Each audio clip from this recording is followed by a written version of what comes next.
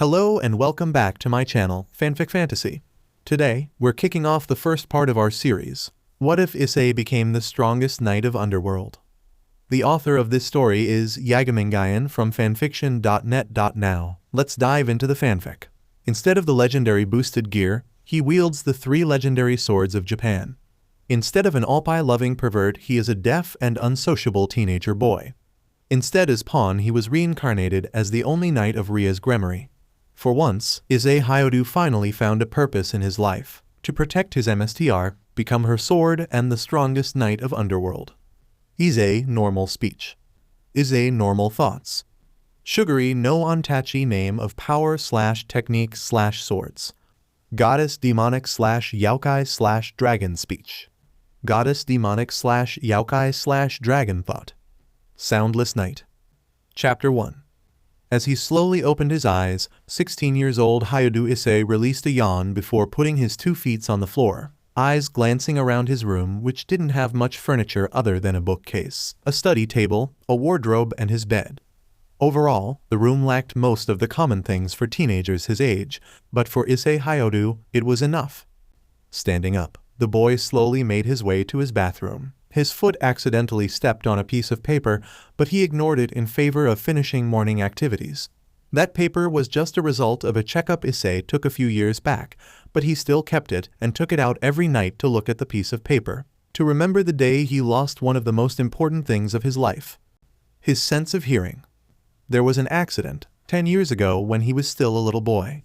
Issei didn't remember anything about that accident, but it left some really horrible scars on his right arm and right shoulders and bad enough to cause him mentally damage, taking away his ability to freely interact with others as well as his sense of hearing, and soon, a couple of years later, he became mute as well. It was only natural that when you weren't able to hear what you say, you would become unsure and soon you would lose the ability to speak to. Not many deaf people could talk with others, and sadly, Issei fell into that category.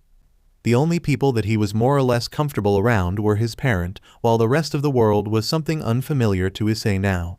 Unsociable would be the right word to describe his condition. Even if Issei was deaf and everyone at schools was very kind to him, his lack of courage to make friends and interact with others made him a loner all the time. Putting on his uniform, which consisted of a black blazer with white accents over a white, long-sleeved button-down shirt with vertical linings, a black ribbon on the collar, matching black pants and brown dress shoes, Issei threw his bag onto his right shoulder before looking at himself in the mirror. Today was the first day of his second year at Kuo Academy, and Issei didn't think that he would be able to make most out of it like last year. After everyone, especially the girl, found out that he was mute, they tried everything they could to help him and befriend with the poor boy, but no matter how much they tried, Issei wasn't mentally strong enough to make friends just yet and tend to avoid any kind of sociable activities. Leaving his room, Issei headed down to the kitchen where his mother was waiting for him. His father probably finished his own breakfast and went to work.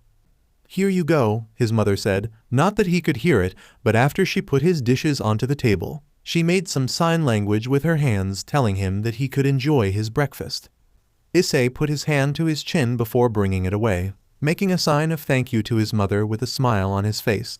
Both of his parents learned sign language about the same time with Issei, in order to interact with their son. They just hoped that Issei could make some friends at school, because they knew that their love alone couldn't help him get through his unsociable sickness. "Do you need me to come to school with you today, Ise-chan?" Midori Hyodu asked while moving her hands in the air. She, along with her husband, was professional in sign language now, so she could communicate very easy with her son. "I will be fine, Mom." Issei shook his head and rapidly answered his mother before doing a thank you gesture once again. "Okay then." The brown-haired woman smiled before dashing away to prepare a cup of fruit juice for her son, as he was slowly eating his dinner. It didn't take long for him to finish his breakfast and left for Kuo Academy on his bike. Kuo Academy used to be an all-girls school, but a couple of years ago it became a co-ed school and allowed male students to sign their name in. It was one of the best schools in Japan, located at the downtown of Kuo Town.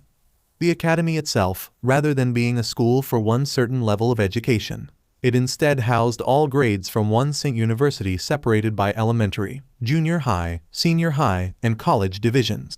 As long as students was able to maintain a respectful grade average, they would never get themselves in trouble, something that Issei could live with and easily avoid with his more than good mark. Eyes. Though he couldn't hear their voice, Issei could see a group of Kuo's schoolgirls waved their hands while smiling warmly at him from the other side of the street. Issei could only smile nervously at them before increasing his footsteps toward school. He got used to all those attentions everyone, especially the girls at Kuo Academy, ever since they heard about his condition and the traumatic accident he went through when he was younger. From what he knew about everyone's point of view about him from his parent, the girls viewed him as a poor little thing that needed protection and help, while the boys, most of the time, considered him a possible threat because of the attention he received from the opposite sex. But after a while they all came to feel sad for him and tried to help Issei in everything they could. Issei only hoped that he was brave enough to return their kindness, but after that accident, he no longer yearning for friends. He always wondered what happened that day. All he knew was that the accident was bad enough to cause him both physically and mentally accident. The loss of his sense of hearing could be shoved by sign language, body language, especially with hands, but the scars on his right arm and shoulder would forever there and arched painfully every night. "Oi Hyodu," someone poked him on his shoulder, calling for his attention. The brunette turned around and saw Matsuda, with Madohama standing next to him. These two were the infamous pervert duo with their respective Iro nicknames at Kuo Academy and also girls' worst enemies. They were guys who tried to befriend with Issei only because he got unwanted popularity with girls, which disgusted others, but Issei paid no mind to it. It wasn't like he could protest when he wasn't able to speak with them anyway. Issei took out a small board and a pen from his bag. Since Madohama and Matsuda never cared to learn the basic gestures in sign language to communicate with him, he couldn't use sign language. Issei's family never had enough money to buy him a cell phone with a speaker, something that could help him speak out his thoughts by typing the words into it, so Issei had to do it the more traditional way. Though the girls said it was really cute of him for doing so. "Hey guys," he wrote on the board and turned it around to show them. Yeah, Madohama snorted before pushing the board out of the way and brought up a DVD box. Featured pervert's biggest porno idol Momo Momonozo. This wasn't the first time the pervert duo showed Issei these kinds of thing, as they claimed stuffs like this would help Issei improve his social skills. "Check this out. I got the new episode of Kamen Rider Pinky right here. You want to watch it with us?" "I don't know what you are saying. Sorry, but see you later in class." He gave Madohama the board with a nervous smile before using the sleeve of his blazer to clean it and turned around, about to leave. "Oi, don't." Matsuda was about to reach his hand out to grab Issei when suddenly a girl with dark brown hair tied into a ponytail, wielding a bokken in her hands, appeared and slashed the wooden sword down to the pervert Baldy's arm rather violently, making him yelp out in pain, and took it back. "Oi, get your filthy hand away from eyes," Miriama, the leader of the kendo club, said loudly, pointing her bokken at him, with the rest of the kendo club standing by her side, with kendo stick in their hands, a rather pissed-off expression on their face. Issei, meanwhile completely unaware of the scene behind him, continued walking to his classroom. "Oi, what the hell are you doing, Miriama?" Madohama asked loudly. "Can't you see that we're trying to help him with his lack of social skills?" "With Pawn," Kates asked with a dangerous glare, "we will never allow some piece of trashes like you to corrupt him. Eyes doesn't need friend like you." She then brought her kendo stick up. "Girls, punish them." The rest of the kendo club cried out in unison and charged forward. "This is for peeping on us, and try to use eyes for your own gain, assholes." With that, the pervert duo received quite a beating from the girls of kendo club. "Hello. Good morning. How do you do?" were the three very familiar lines that Issei wrote on his board whenever someone stopped by to greet him, always with a small smile on his face. Like what was mentioned before, everyone at school was very kind to him, even the teachers and staffs of Kuo Academy. To him, a simple hand gesture of greeting like waving or a warm and kind smile was enough to make him forget about the arching scars on his shoulders, hidden underneath the uniform of Kuo Academy. Some even tried to learn sign language to interact with Issei, but most of the times he would still need to use the board for communication. No matter how much they tried to reach for him, Issei still felt alone and so different from them. That was why he always walked with his head hung low and eyes of sadness, so he wouldn't have to look at friends talking with each other like it was the simplest thing in the world. Deep in thought, Issei didn't acknowledge much about his surrounding and accidentally bumped into someone when that person was walking down to the stair. As he didn't prepare for it, the board and pen was knocked away from his hands and dropped down to the ground. Out of instinct, Issei made a sorry gesture by drawing a circle on his chest with his knuckle and kneeled down to pick up his things. But before he could grab his pen, that person that he bumped into kneeled down in front of him as well and reached their slender arm out and picked up the small object. From the first glance, Issei was sure that it was a girl. Issei took the pen from her hand and hurriedly wrote down the thank you words on his board and showed it to her. But as soon as the board was brought out, it lowered a little when Issei realized that in front of him, the girl he bumped into was none other than the most appealing girl of Kyoto Academy, Rias Gremory. She was wearing a gentle smile on her face while looking at him with her big and warm blue-green eyes. Rias was a young woman who appeared to be in her late teens with light skin, blue-green eyes, and a buxom figure. Her most distinctive feature, also Issei's most memorized thing about Rias, was her long, crimson-red thigh-length hair, with a single hair strand sticking out from the top. Her hair also had loose bangs covering her forehead and side bangs framing her face. She was wearing the Kyoto Academy girls' school uniform, which consists of a white long-sleeved, button-down shirt with a black ribbon on her shirt collar worn under a black shoulder cape and a matching button-down corset, a magenta skirt with white accents, and brown dress shoes over white crew-length socks. His lack of confidence immediately kicked in, especially in front of an appealing girl like Rias. Issei quickly stood up and bowed his head to her before walking away without noticing that Rias was wearing a sympathy smile. Rias Gremory was a third-year student of Kyoto Academy, and secretly she was Issei's biggest crush. His feeling for the crimson-haired young woman developed the moment he saw her when he first arrived at Kyoto, but it wasn't like he got any chance with a girl like that. She was appealing, smart, and got a bright future, while he was nothing but a deaf boy with mental problem. Simple and quiet, those were the two words that could describe his life the best. Even if people always tried to be nice to him, Issei still felt so alone, so different from them. There was nothing special about him. And after all, not that he could hear anything from the world around him. Chapter 2 Inches. These are the documents about that second-year student, Matsuda-kun, Buchu. Akeno Himejima said as she put a stack of documents down to the table in front of Rias. I saw Tsubaki-san searched for these informations as well. Maybe Kaichu is aiming for him too. Akeno was a third-year, young woman with an incredible buxom figure with very long black hair and violet eyes. Her hair was tied in a long ponytail, reaching all the way down to her legs with two strands sticking out from the top and sloping backwards, with an orange ribbon keeping it in place. Like most of the girls at Kyoto Academy, she was wearing the customary Kyoto Academy girls' school uniform, along with black knee-high socks. Akeno was not only the second most appealing idols in the hearts of every student at Kyoto, males or females, but she was also the queen and best friend of Rias Gremory, a high-class and pure BLD devil. I will read it later, Akeno. Rias said without even took a glance at the document. Her crystal-clear blue-green eyes was looking at an opened book resting on her laps. Her hands were moving around in various symbols and gestures. What are you reading, Buchu? Akeno asked, moving slightly to the side and take a look at what Rias was reading. Is that sign language? Yes. Rias nodded her head with a smile and made a yes sign by balling her right hand into a fist and shook it up and down with her wrist. Issei Hyodu-kun, isn't it? Akeno sat down on the chair in front of Rias with a small smile on her face. That poor second-year boy. It is. Rias nodded her head again. I bumped into him today. His eyes, they were full of sadness and seemed lost, somehow, she said with a sad smile, remembering her first encounter with the deaf boy. Rias had never seen so much sadness from anyone like him before. I heard that he didn't have any close friends and always alone. Akeno said before glancing at the documents on the table with the slight disgust in her eyes, and the pervert duo always tried to befriend Issei-kun to use him to get close to the girls.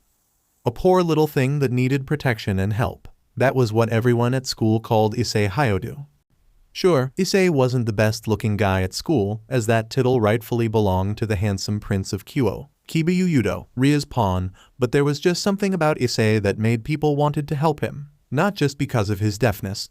Plus, the girls did say that he is very cute whenever he greeted them with the words on the board like that. Too bad that he was too shy to acknowledge their attempt to be friend with him. Issei always separated himself from whatever the people around him was doing. I want to help him too, Akeno. Rias looked at her queen with a smile. I realized that, while everyone is trying to help and showing their kindness to him, no one actually care enough to learn sign language, the best way to communicate with Issei. Maybe that was the reason he felt lost and different from others, because no one had never tried to talk to him like this and approached him this way before. I see.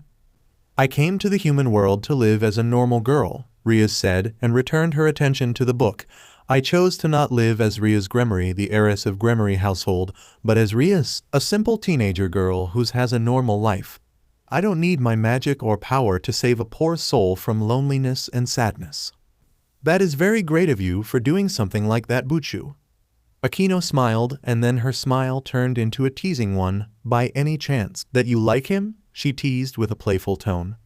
Mu tilde, Akeno, I am being very serious here. Rias pouted. Relax, I'm just kidding, you know. Akeno giggled while shaking her head, but still, how are you going to approach him? It isn't like someone has quite a reputation at school like you can walk to him and say, hey, let's be friends because I know sign language too. The poor boy would freak out, you know. I know, I will wait for another opportunity to come then. Rias smiled. For now, I will try to learn this. She pointed to the book. This sound fun, I must say. Akeno nodded her head and looked at the pictures on the pages. Can I learn it too? Go ahead. Line break. Issei Hyudu looked up a little when a small piece of paper with words written on it was put onto his table just above his notebook and saw Eka Kuryu, a classmate who by far the closest person that maybe Issei could call a friend at school. Not that they were very close or anything, but Kuryu had been the one who spent most of her times in class writing down everything the teachers said for Issei, something he was very grateful since not everything they explained were written on the board. Issei also saw Maruhama and Matsuda, the infamous pervert duo, standing behind her while talking with each other with lecherous smiles. His eyes then moved down and read the paper Kuryu was showing him. Those two idiots are thinking if you like to take a wild guess about our class new student. Issei immediately reached his hand for his board and quickly wrote down the sentence. We have a new student? Kuryu nodded her head at that before taking out a small handbook, taking some seconds to write down her answer, and tore the paper away and gave it to Issei. I heard it is a very cute girl. A small smile appeared on Issei's face, but his eyes still stayed at the same sad manner. That explained why those two are so giddy about it. He turned the board around and showed it to Kuryu, who nodded again. Class started soon after that. From what Issei could see, the students were all excited and looking forward to this new student. Issei, however, was keeping his attention on the math exercises he was currently working on. It wasn't like one more classmate was going to change anything to his life. He saw the headmaster said something, and after that, the door of his classroom was opened. He immediately saw Matsuda and Maruhama stood up from their seat and made a cheer of excitement. Kuryu was right because it was a girl and also a very appealing one. She was an attractive young woman with violet eyes. She had long black hair down to her hips, a slender body with a large bust. Like the other girls, she was wearing the uniform for girls of Kyo Academy. The teacher explained, and Kuryu immediately wrote down the name of the girl on a small note before giving it to Issei. Amano Yuuma. Heaven's Evening Days. That was a very appealing name. The girl then smiled cutely and waved her hand to the class, making the boys cheered out excitedly while the girls scowled at them. The teacher then pointed his hand to Issei's direction, and he couldn't help but turn to the side and see an empty seat beside him. Yuuma looked at the seat before nodding her head at the teacher, walking toward it but not before glancing at Matsuda. Issei raised an eyebrow at this. He didn't know if anyone noticed it, but for some reason he could feel that the glance wasn't very friendly. Sure, Matsuda was one of female's most dangerous enemies, but Yuuma was a new student. She wouldn't know about him unless his reputation had gone outside of Kyo Academy. Yuuma then sat down the seat next to him before turning her head to look at Issei. A smile then appeared on her face as she brought out her hands and said something. Issei only took her hand and shook it, but he couldn't reply to what she was saying. Can I know your name? Amano Yuuma repeated for the third time, but all the brown-haired boy did was shaking it, though he was a little hesitating at first. He is deaf, you see, Kuryu said with shrug, making Yuuma gasp. Oh, I'm so sorry, I didn't know, Amano said with an apologetic smile. She then took out her notebook from her bag and wrote down a few words. I'm Amano Yuuma, what is your name? She turned it around and showed it to Issei. Let me warn you though, he is very shy, Kuryu added. Is that so? Yuuma nodded her head while smiling sadly. Hayudu Issei. Issei introduced himself with the board, though he didn't say anything more. Nice to meet you, Eyes Kandi. She ended it with a smiling face as well as with her own cute smile, something that managed to force out a forced, yet small smile on his face. Let's be friends. His eyes widened like dinner plates after seeing that sentence. It wasn't the first time someone showed him those words, but that was the first time they didn't go with bad intentions behind it, as the pervert duo were usually the one.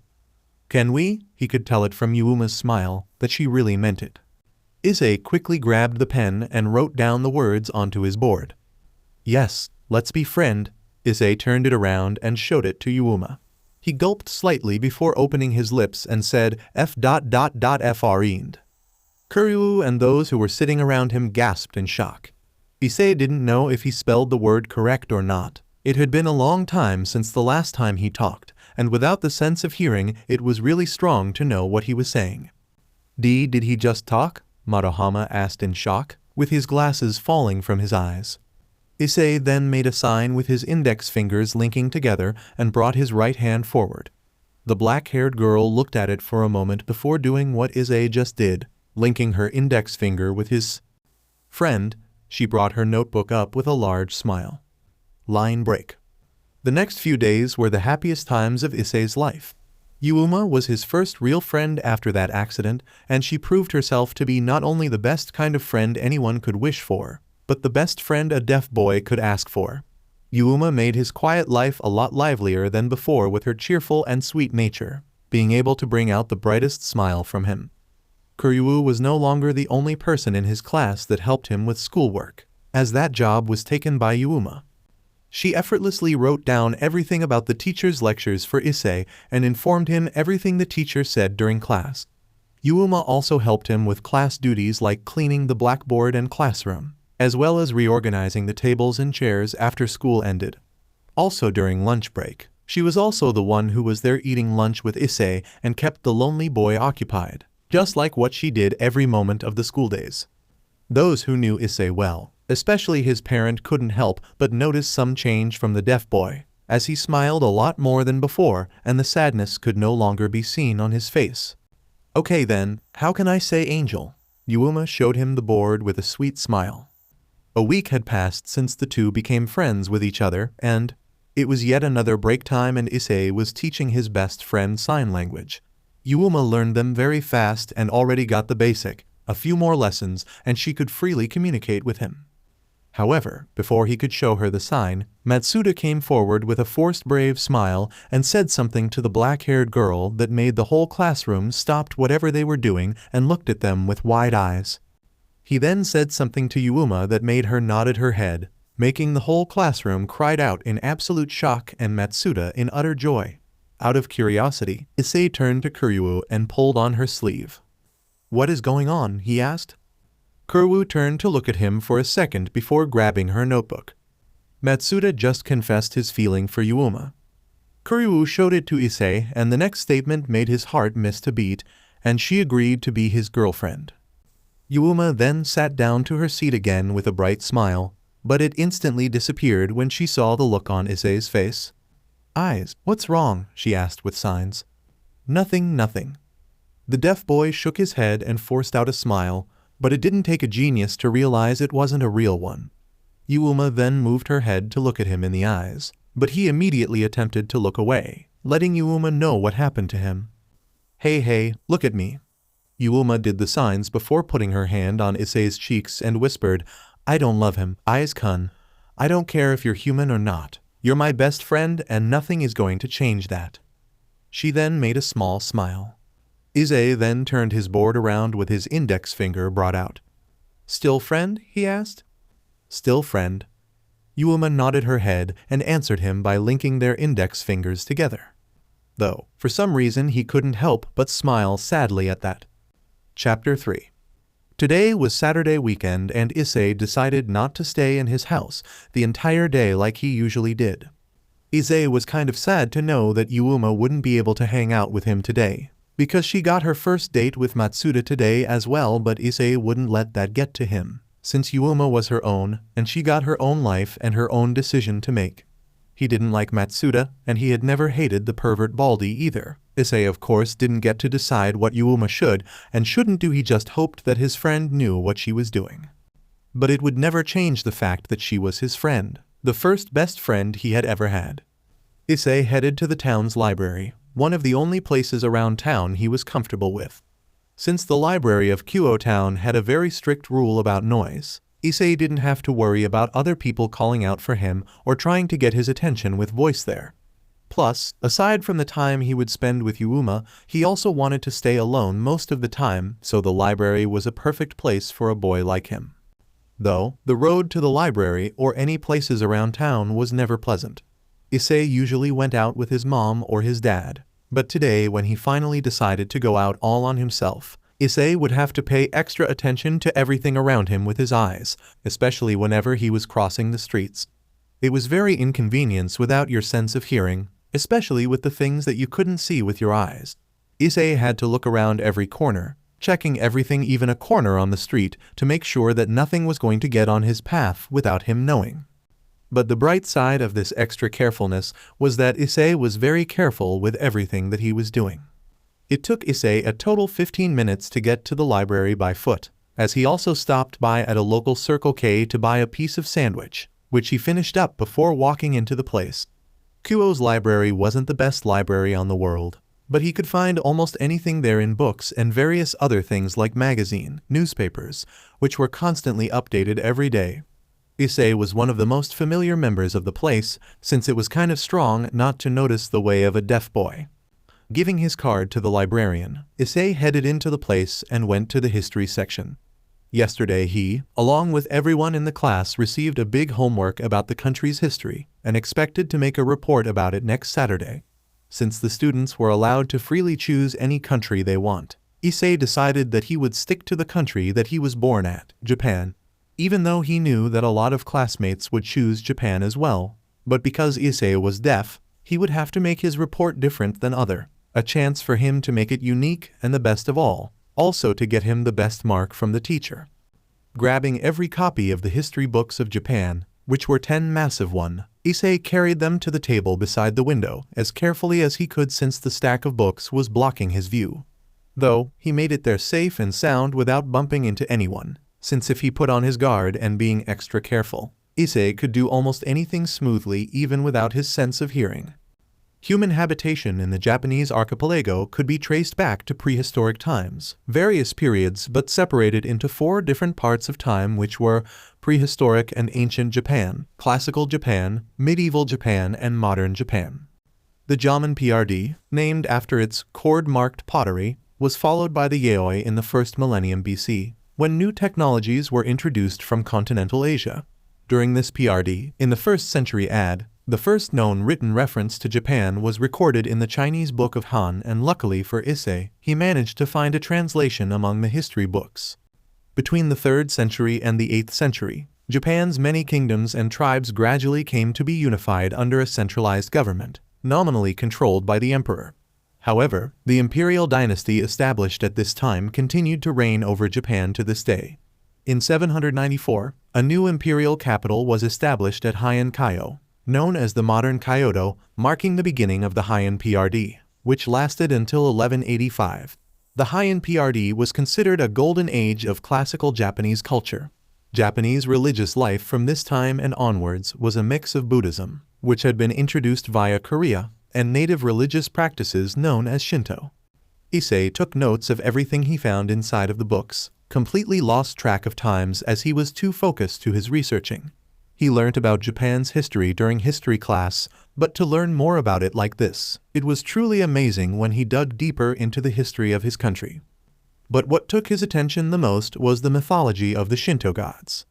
As he was halfway there, Issei suddenly felt someone tapped on his shoulder. His head turned to the side and almost jumped in shock when he saw who it was. His hands hurriedly reached out to grab the board and his pen, but finally realized that he left the board at his home because Issei didn't expect to meet any of his friends or anyone he knew today when he was working in the library. It was Rias Gremory, wearing normal clothes and holding a few books in her hands. As quickly as he could, he reached for the second choice, the pen and the note he was using to take note of the specific events, but Rias brought her hand up to stop him while shaking her head, making Issei widen his eyes in surprise. The crimson-haired girl then put her books down to Issei's table before using her hands to make sign, making Issei's eyes to widen even more than before when he finally realized that she was using sign language. "Don't worry, I know sign language," Rias smiled, though she had to speak it out while making signs since she wasn't a professional yet. "Hello, eyes," she greeted with a small tone, since she was in the library with a strict rule about noise. Issei looked at her for a moment before replying. "Really?" he asked in surprise. So far, the only people Issei knew that knew sign language were his teacher, the one who taught him sign language, and his parent, who learned it for him. Yuuma being the newest addition to this little group, but Issei was the one who was teaching her, and she was only at the basic. "Still learning, but I think I can talk with you like this," Rias smiled, making Issei blush a little before continuing, "Mind if I sit down with you?" Issei didn't know how to reply. He only nodded his head nervously. Rias Gremory? The most appealing girl of Kyo Academy, and most important of all, she was his secret crush. He knew that she was very smart, so it wasn't a surprise to find her at the library, but why did she decide to sit with him? Issei had to wonder that in his head, since he could never keep anyone company and interest with his deafness. Though, he was a little uncomfortable when an appealing lady like her sat with him like this. It wasn't like his shyness was completely cured. Now that Yuuma was now his friend, Issei made some great improvement over his personality. But he's still very uncomfortable with people he didn't know, and though he didn't show it, he even got a rather rough start with Yuuma around him as well. "No need to be shy, I won't bite, you know," Rias giggled at the boy's nervousness. "What are you doing?" Rias asked and looked at the history books on Issei's table. There were a lot of them, and from what she saw on the notebook he was writing on, Issei was very careful and detailed about what he was researching. It was for a report to my history class." Issei made the signs with his hands shaking. But before he could continue, Rias took his hand gently into hers, forcing him to flinch slightly at the touch. Her hand was so soft. "Don't be so nervous like that. You can think of me as a friend of yours." "I don't have that many friends, you know." "Then you just have another one now." Issei widened his eyes again at that. Really?" Rias nodded her head before pointing at the history books. "I know a lot about Japan. Would you mind if I help you?" She made the signs with her hands sparked in excitement. Japan was Ria's most favorite place in the world, and anyone who knew about her huge collection of objects and artifacts of Japan back at her room at the underworld could easily realize and call the crimson-haired devil a Japanophile. "Not at all, senpai." And Issei started working on his project once again, this time with Ria's help. She wasn't kidding about her knowledge about Japan, its history, its cultures. As if her mind was made to store the informations about the country where the sun rise and ready to let it all out. Clearly, Rias didn't look like Japanese with her hair and skin tone, more like a foreigner from other country, but her knowledge about Japan could be even more than the ones who spent their life study the country. The more time passed, the more comfortable Issei got with the appealing scarlet-haired young woman. It was just like yet a whole lot different than the times he spent with Yuuma. Both of them were very friendly and sweet to him, and even though he only hung around with Rias for a short period of time with Rias that day, Issei enjoyed it a lot more than the times with Yuuma. He didn't know why. Maybe it was because of his crush for Rias. In the noon, Rias and Issei decided to head to the nearby restaurant to have lunch. There, with sign language, Rias and Issei were able to learn a lot more about each other, as it was the only thing that the two of them decided to talk about the whole lunch break. Issei really enjoyed Ria's story and couldn't help but smile a little when she got to the part that let him know she was more or less an otaku, as she talked a whole lot about her collections of manga and anime at home. After a while, Rias asked Issei about his condition. He was a little hesitating at first, because no one had ever asked him about how he lost his sense of hearing before, even Yuuma. Plus, there wasn't much to answer about this, since he didn't remember anything about that accident and a few weeks after that when he was in the hospital. All he remembered was that when he woke up, he couldn't hear anymore. But Issei did tell Rias about the scars on his body, without the painful part of course, and he was 7 years old when he lost his sense of hearing in that accident. All the while, Rias could only look at him sadly. No one should have gone through that painful experience, let alone a young 7-year-old boy. She could only imagine how strong it was for him at that time. Woke up and found the whole world would be forever a silent place for you. His ears, especially his eardrums, were also completely damaged, so not even a hearing aid would be able to help him. And she doubted there was a magic that could give him his sense of hearing back. Maybe if he was treated with healing magic right after that accident, but now there was nothing she could do to help him with his deafness now. But she could still help him keep on walking forward to the bright future by being a good friend for Issei, helping him with his shyness and nervousness so that he could get out of his shell. After lunch break, Rias and Issei returned to the library and kept on working till 3 in the afternoon. Everything had its end and Issei had to return home before his father got worried. The boy was a little disappointed that he couldn't spend any more times with Rias, but a promise to meet again from her immediately brightened his mood. As Issei waved his hand goodbye to the crimson-haired girl, he couldn't believe that in just a few days he had become friend with 2 girls, and it wasn't just any 2 ordinary girls, but 2 very appealing and sweet ones. The deaf boy couldn't ask for more. Maybe this was the first step for him to start a brighter life. Issei turned around and started to head home. Little did he know that he was going to meet Rias again really soon. Line break. It was almost dark and Issei still hadn't gotten home yet, so he decided to take a cross through the park. Nighttime wasn't the best time of the day for deaf people like him, so decided to cross the place where there were the lights. Didn't have many vehicles and dangerous stuffs was the better choice for him. As Issei crossed the park's fountain, his eyes suddenly caught something interesting. It was Matsuda and Yuuma. The 2 of them were looking at each other, with Yuuma telling him something that made the bald teen blushed and scratched the back of his head. A small smile appeared on his face as he looked at Yuuma. She was wearing a short black dress with a small, light purple jacket on top, and they really suited her. Issei hoped that she got a good date and Matsuda treated her well. Then, when Issei turned on his heel and was about to leave the 2 alone, his eyes widened when he saw Matsuda's face lost its color. Issei turned to Yuuma and froze in shock when he saw black wings appeared from her back, with black feathers float in the air and then drop down to the ground underneath Matsuda's feet. However, what shocked him the most, and there was no way that he could believe something like it could happen, it was her cute-looking eyes changed into cold, scary eyes, almost murderous. She raised her hand and from that, something like a glowing light spear appeared. His mind immediately told him that it was a weapon, and it was dangerous. Time froze as Issei, out of instinct as his body acted even before his mind could react, and for some reason making the scars on his body arched slightly, dropped his bag and ran as fast as he could toward Matsuda. Issei didn't have time to pay attention to the speed he was moving, but he could feel that he was running faster than ever, faster than any sprints he ever did in physical education. Was it a strong burst of adrenaline? Issei didn't know. But all he cared at that moment was getting to Matsuda as fast as possible and pushed him out of the way before Yuuma could throw her spear at him. Issei didn't know how much force he used, but he managed to push Matsuda a good amount of distance. Matsuda fell to the ground with his eyes wide in horror, but overall he looked okay and appeared to be screaming. Issei moved his head to the side and saw a terrified expression on Yuuma's face, which lost all of its color and as white as a ghost. He suddenly felt something wet and warm running on his arms and dropped down to the ground through his fingers. It was BLD, Issei thought as he looked at his hands. And he finally saw the thing that was making both Yuuma and Matsuda to look at him with their eyes wide in horror. It was the Black Wings girl's spear, impaling into his flesh, went all the way through his right shoulder to his left shoulder and poking out at the other side.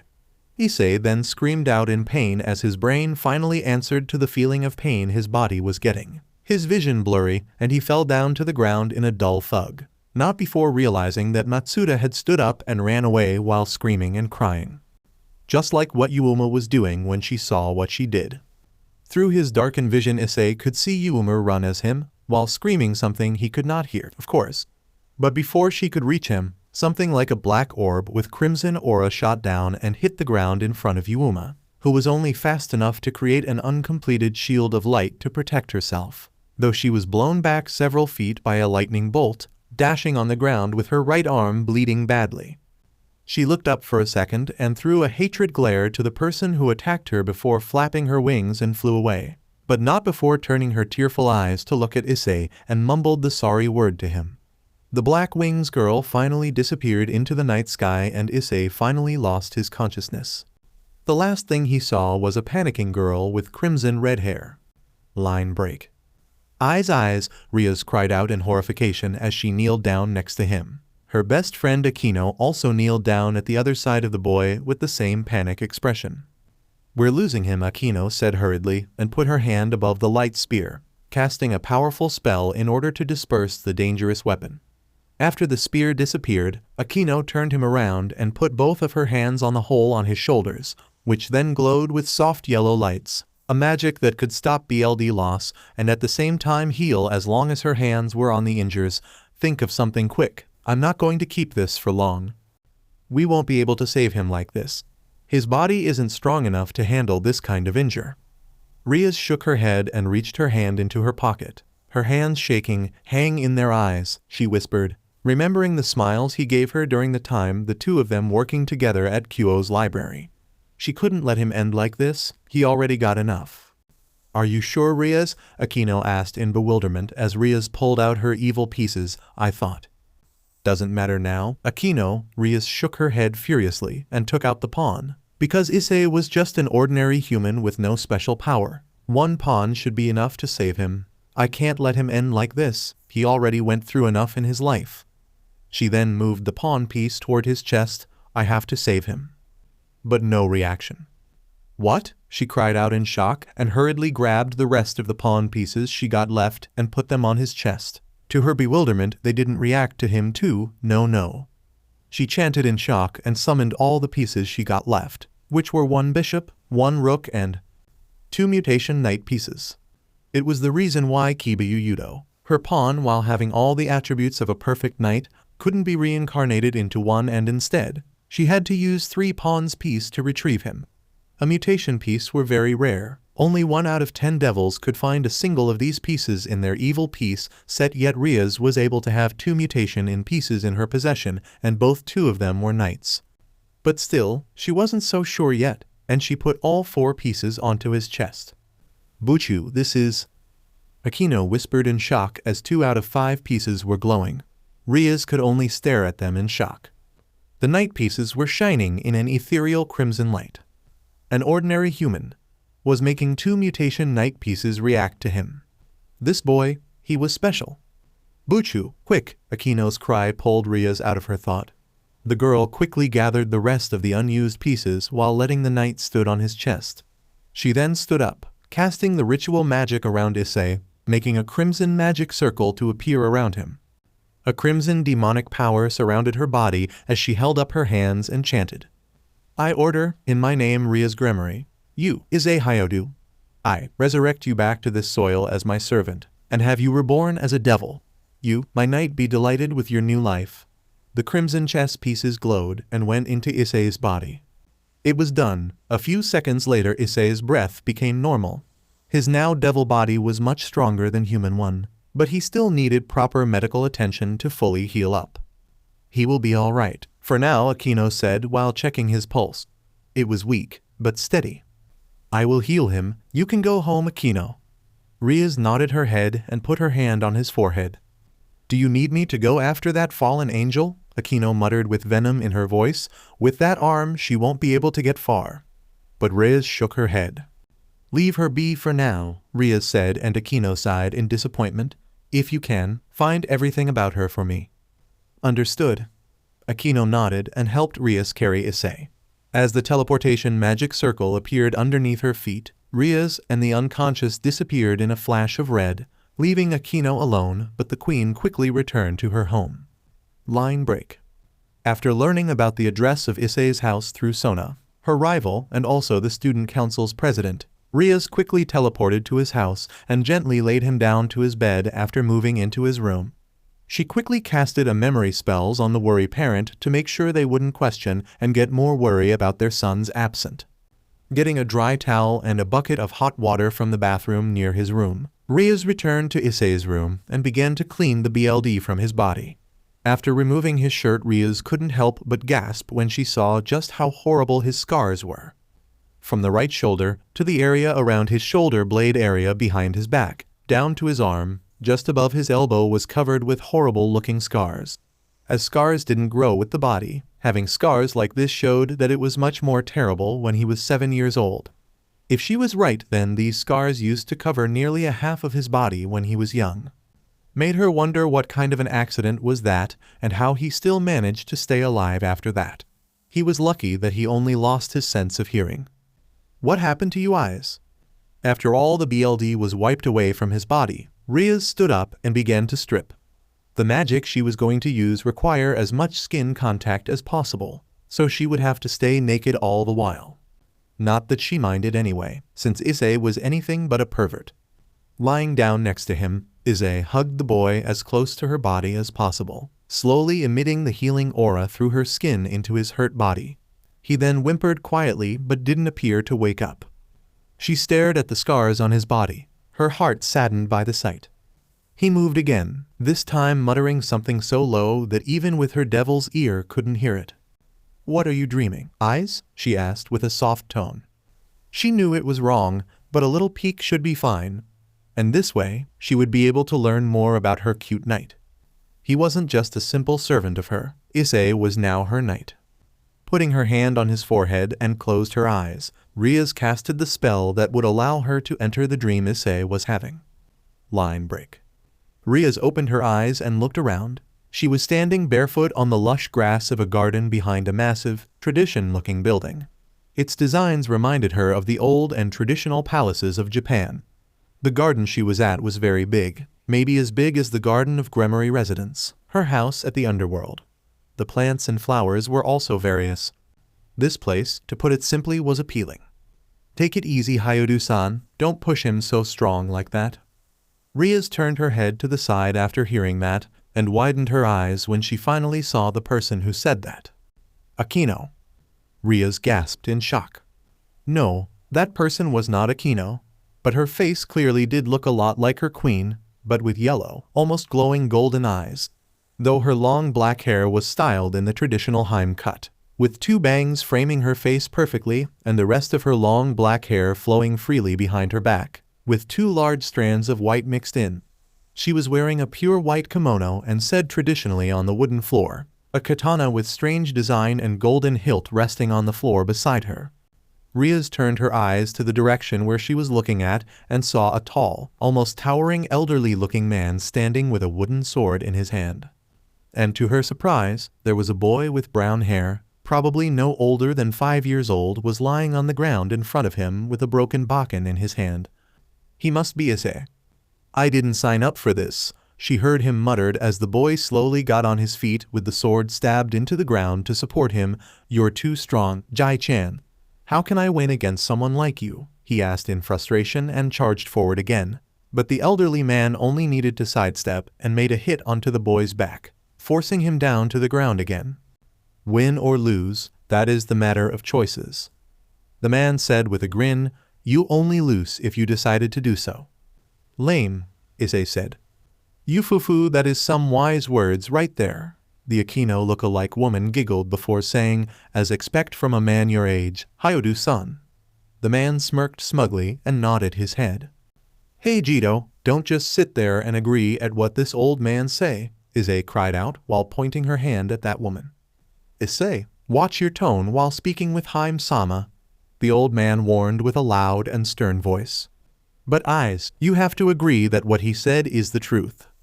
The woman named Jito giggled and Rias couldn't help but nod her head with a smile. "Don't you agree?" Rias froze in shock when she heard the low voice of that Jito's woman right next to her.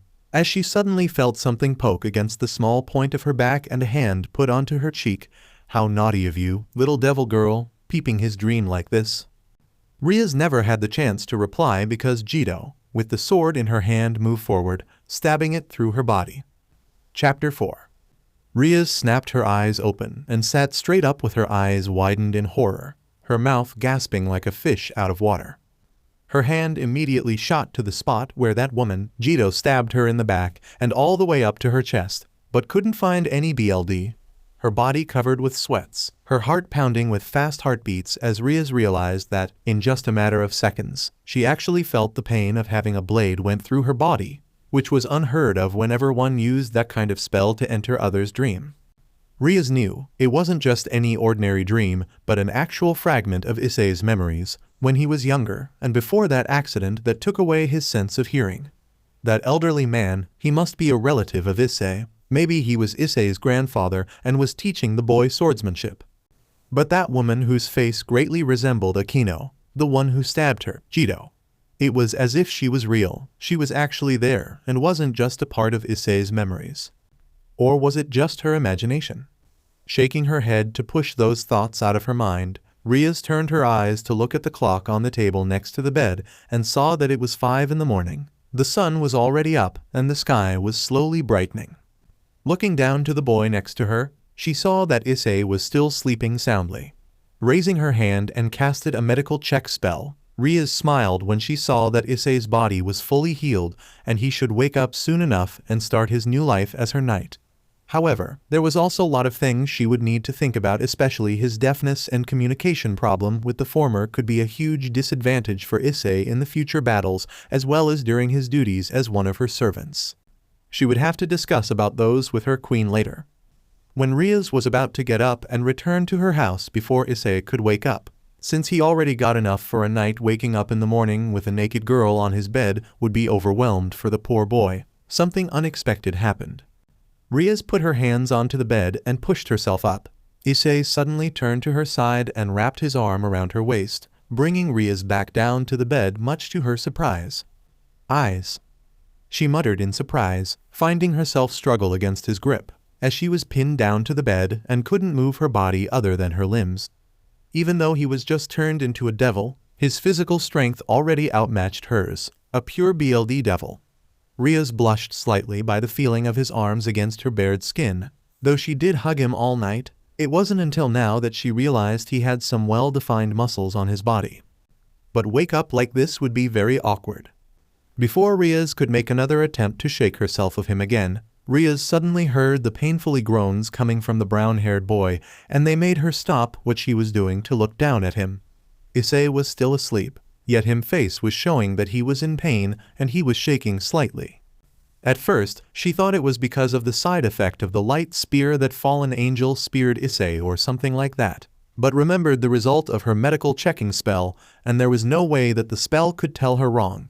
However, when she saw Issei took his arm back and grabbed his scared shoulder, she finally realized that it was because of the scars.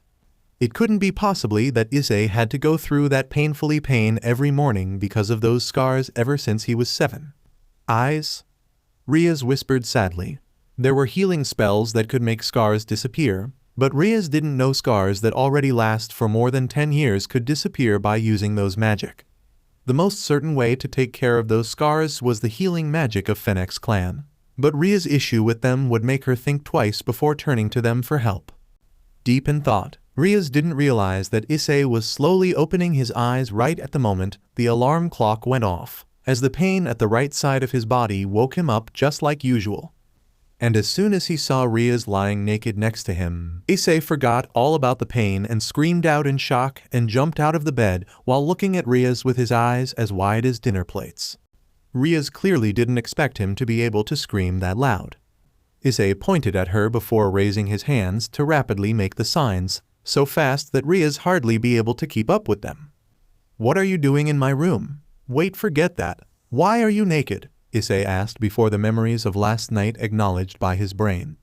Matsuda, Yuuma, the black wings that grew from his best friend's back. Issei snapped his head to his shoulder and looked at the places where the spear of light pierced him. To his surprise, he couldn't find any holes or even new scars, only the old scars on the right side of his body. Was it a dream? He thought. That must be it, because there was no way Yuuma, the sweet girl who didn't hesitate to make friend with him, could be a Tengu Yaokai like in the bedtime stories his mother used to tell him when he was young or whatever she was. Rias looked at Issei and sighed. The boy must be overwhelmed by everything that happened last night, and with what he found this morning, it must be too much for him to handle. Calm down, Eyes. Rias shook her head and started to communicate with him through signs. Before you start to wonder, yes, everything that happened last night wasn't a dream. Amano Yuuma accidentally killed you last night when you tried to save that boy, Matsuda. Issei widened his eyes in shock, so everything was real. Yuuma did try to kill Matsuda if not for Issei to take that spear for the pervert Baldi. But how am I still alive? He asked. I will explain later, Rias said when she heard the sound of running outside of Issei's room. His scream must woke them up. Not even a second later, Issei's mother busted in and started to search for her son, found him sitting on the floor completely naked.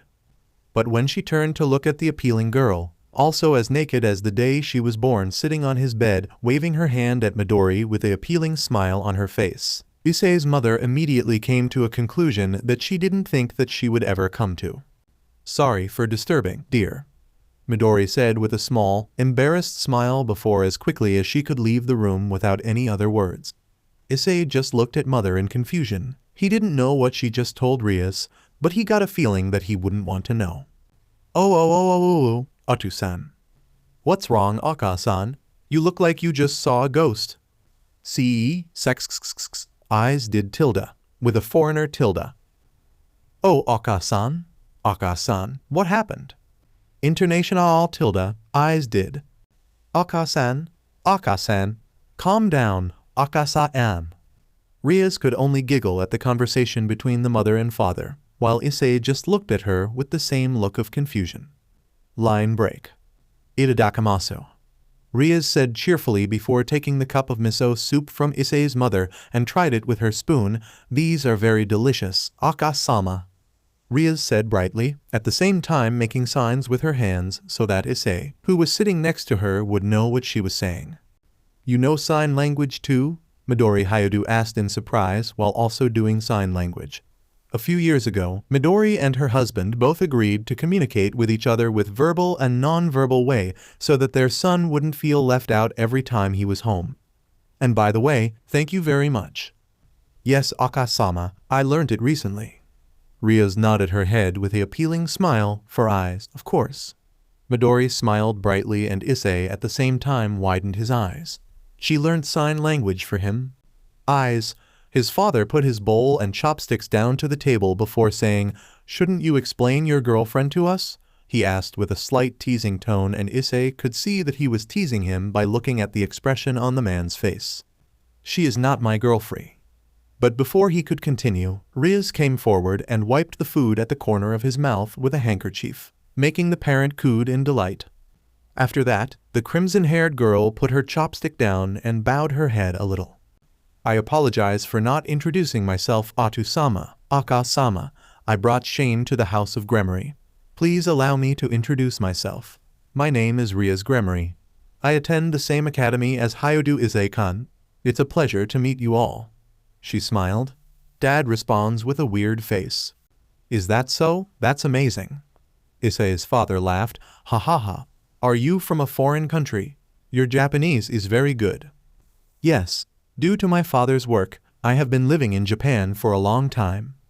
The man nodded his head at that and picked up his chopstick again, though Issei's mother was still eyeing Rias suspiciously. Issei always told her everything that happened at school, and as far as she concerned, he only got one close friend who was girl at school and her hair was black, not crimson like this young woman sitting beside him. Is Rias-san correct? Yes, Aka-sama. What kind of relationship do you have with Eyes? She asked curiously. We are just a senior and a junior who are quite close to each other, Aka-sama. Oh, I see then, that explained it, but, however, may I ask what are you doing on the bed with my son? Eyes said he has nightmares, so I was just sleeping with him. Just sleeping together? Both of you were naked. Nowadays, people sleep naked when they sleep together, Aka-sama. That was some big lie, and Issei nearly choked on the rice he was eating. There was no way his mother could believe something like that. Is that so? So people sleep together naked lately. At that moment, Issei realized that his mom's eyes look weird. They look empty, as if she was possessed by something. He glanced to Rias and saw her winked at him. Line break? With his condition, Issei thought he would never think that he would be able to join any club, let alone the most sorted-out club of Kyo Academy, a cult research club whose president were none other than Rias Gremory. The reason it was sorted out so much by the students was that the club consisted of all most popular individuals of Kyo Academy, and all of them were here.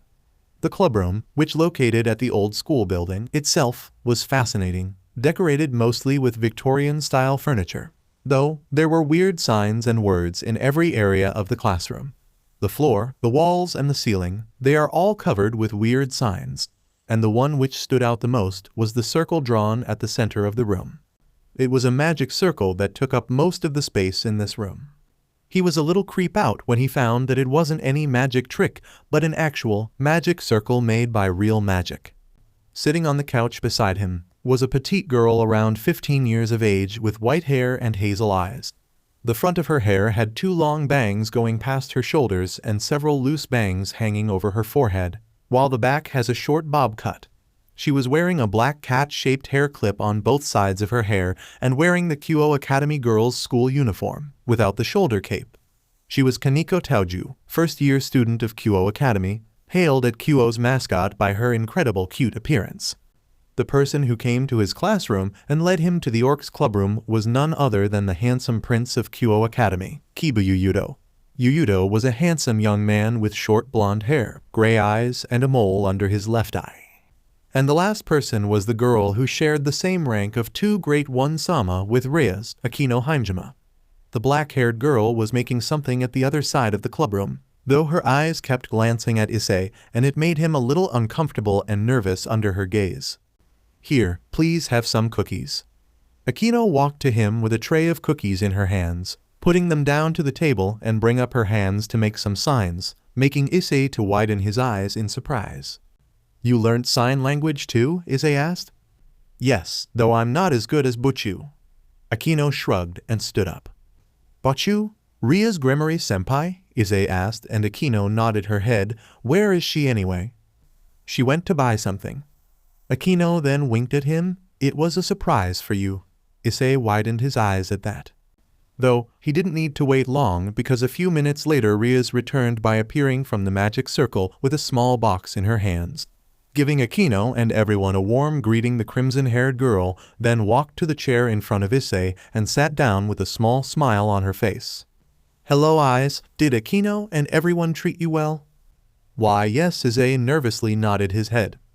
I think I will head straight to the point.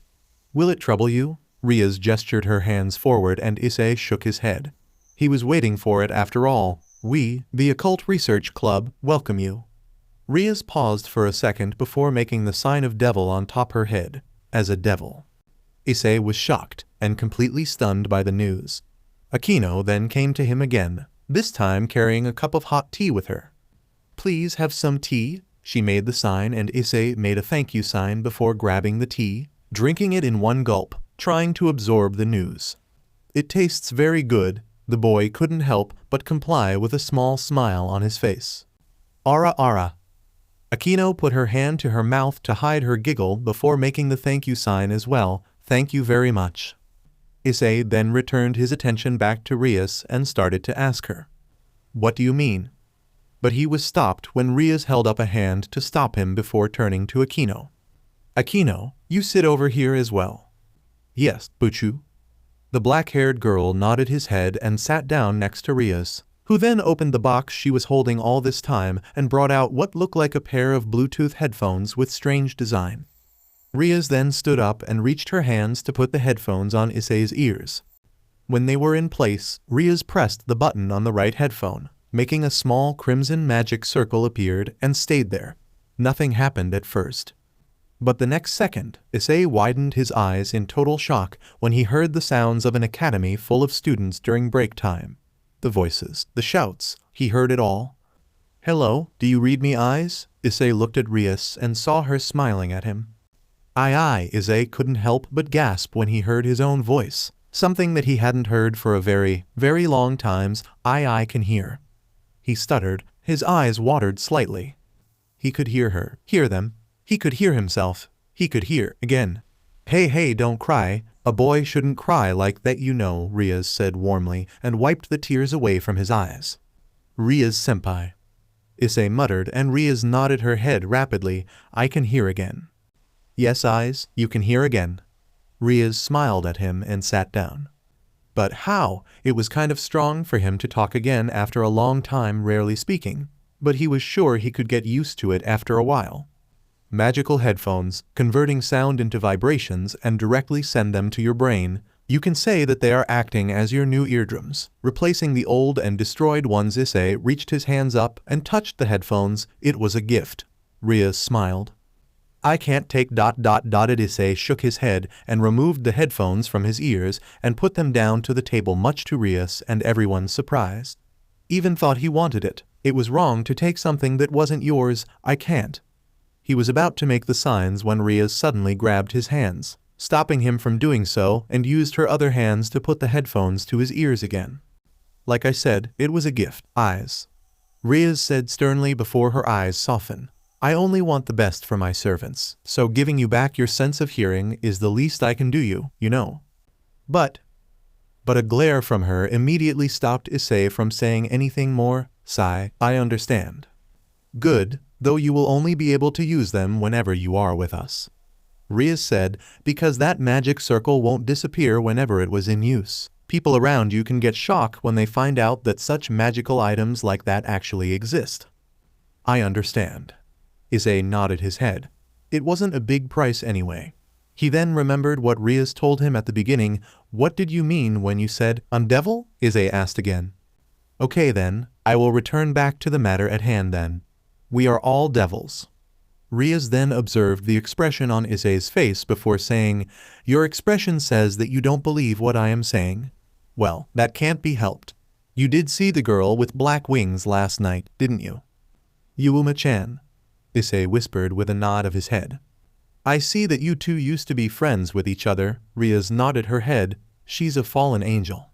Issei gasped. They are former angels who served God, but they are beings who have fallen to hell because they had evil intentions. They are also the enemy of us devils. What? Issei asked in disbelief. Him? Yuuma?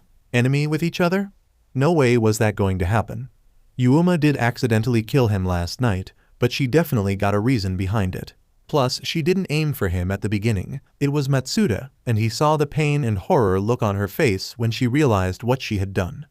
Speaking of Yuuma, his best friend suddenly mysteriously disappeared this morning, which saddened him. She disappeared from everyone's mind, and no one could remember a girl named Amano Yuuma other than Issei. Matsuda didn't go to school today. He heard that his parent took him to the hospital and already asked permission to let their son skip school for a day from the teachers. We, the devils, have been at war with the fallen angels since ancient times. We have been fighting over the possession of the underworld, which is also known as hell in the human world.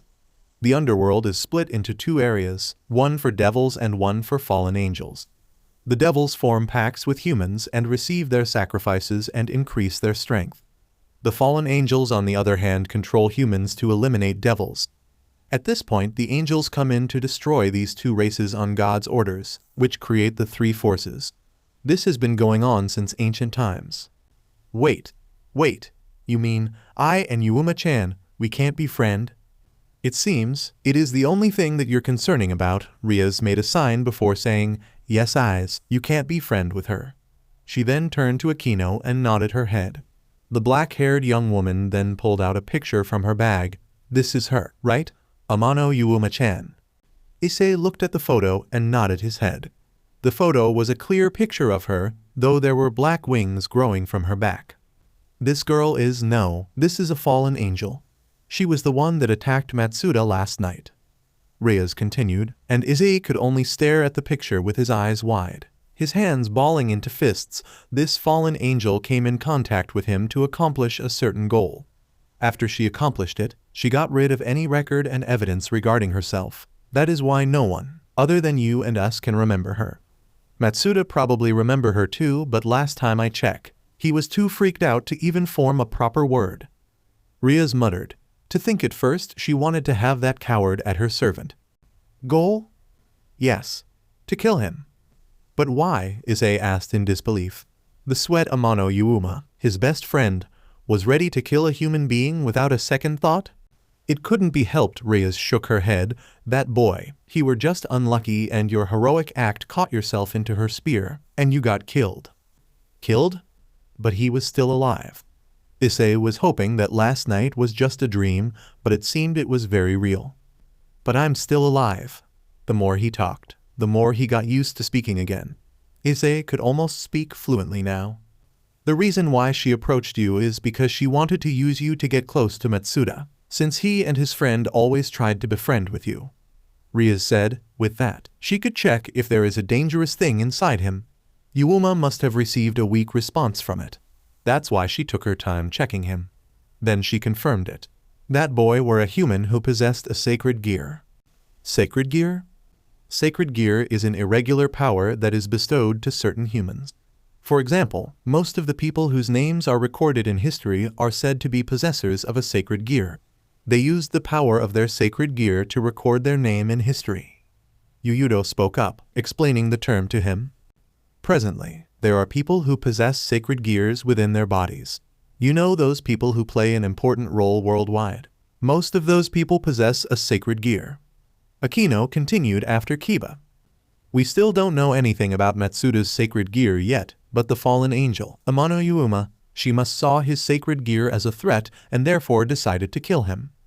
Rias then pulled out a single leaflet. Matsuda was too freaked out, but in that moment he did beg for someone to come to save him, so strong that he summoned me and Akeno here.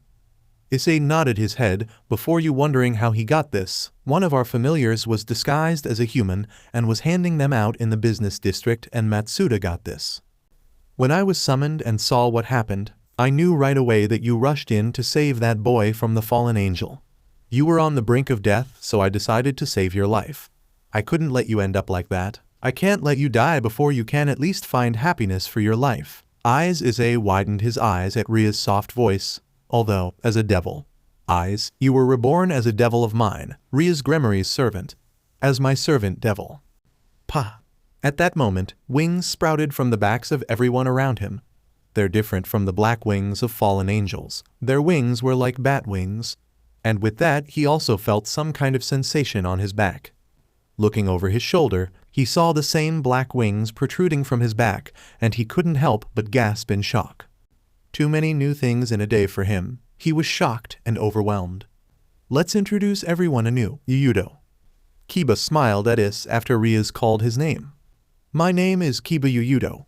As you already know, I'm a second year like you. Hyodu Issei-kun. I'm a devil too.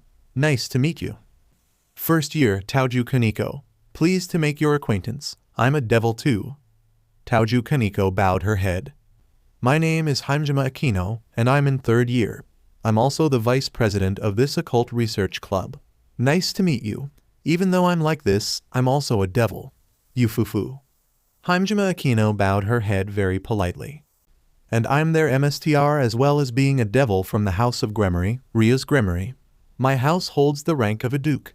Let's get along a lot more from now on, eyes. Lastly, it was Rias as she introduced herself cheerfully. That night, Issei couldn't sleep. How could he, when this morning he found out that he was reborn as a devil, and a few hours before that, he was killed by the girl he thought was his best friend. There were too much to take in, and Issei hardly believed that his life had taken a turn that he could never expect. He didn't care that much truthfully that he was now the servant of the girl got some feeling for. Rias saved his life when he was at the verge of death and brought back his sense of hearing. Even though it was just temporary, it still meant a lot to him. Become her servant and repay her was the least he could do, and from what he could see, Rias would her servants like a SLV or something lower than a proper status, so Issei actually didn't care too much about it. What concerned him was Amano Yuuma, the girl that he thought was his friend. So many kinds of emotions were in his mind right now. Sad, disappointed, betrayed, and even anger. It took a lot from him not to explore into Ria's face when she said that he and Yuuma could no longer be friends because of something happened even before the both of them were born. But was she just using him to get close to Matsuda without getting suspicious? Now he finally understood the glances, the looks Yuuma gave Matsuda. Was it a lie? Issei sighed tiredly as he looked at the magical headphones on his table, swirling them around with the tip of his finger.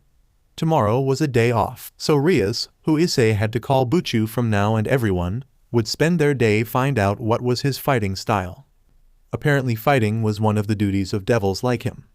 Then, when he was about to stand up, Issei widened his eyes when he saw a black feather drop down to the table in front of him.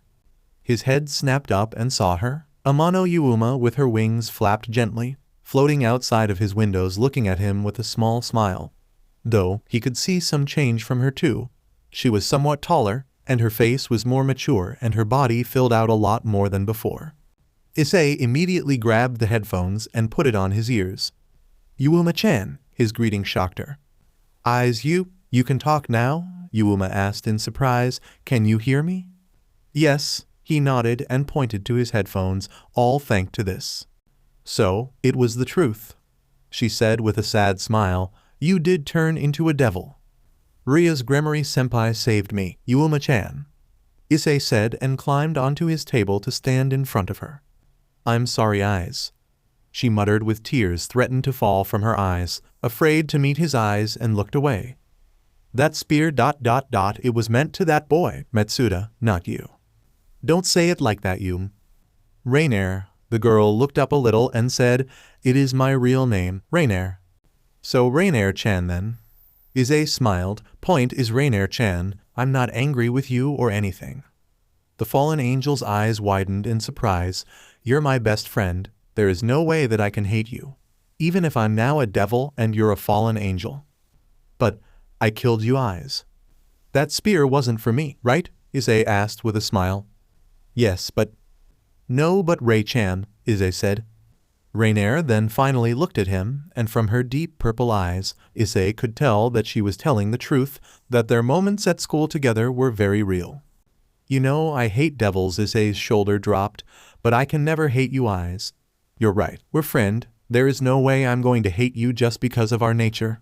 You're my first real friend too, you know, she said softly and wrapped her arms around his neck, burying her face into the crook of his neck and smiled softly. Thank you, eyes. She then pulled back and smiled at him.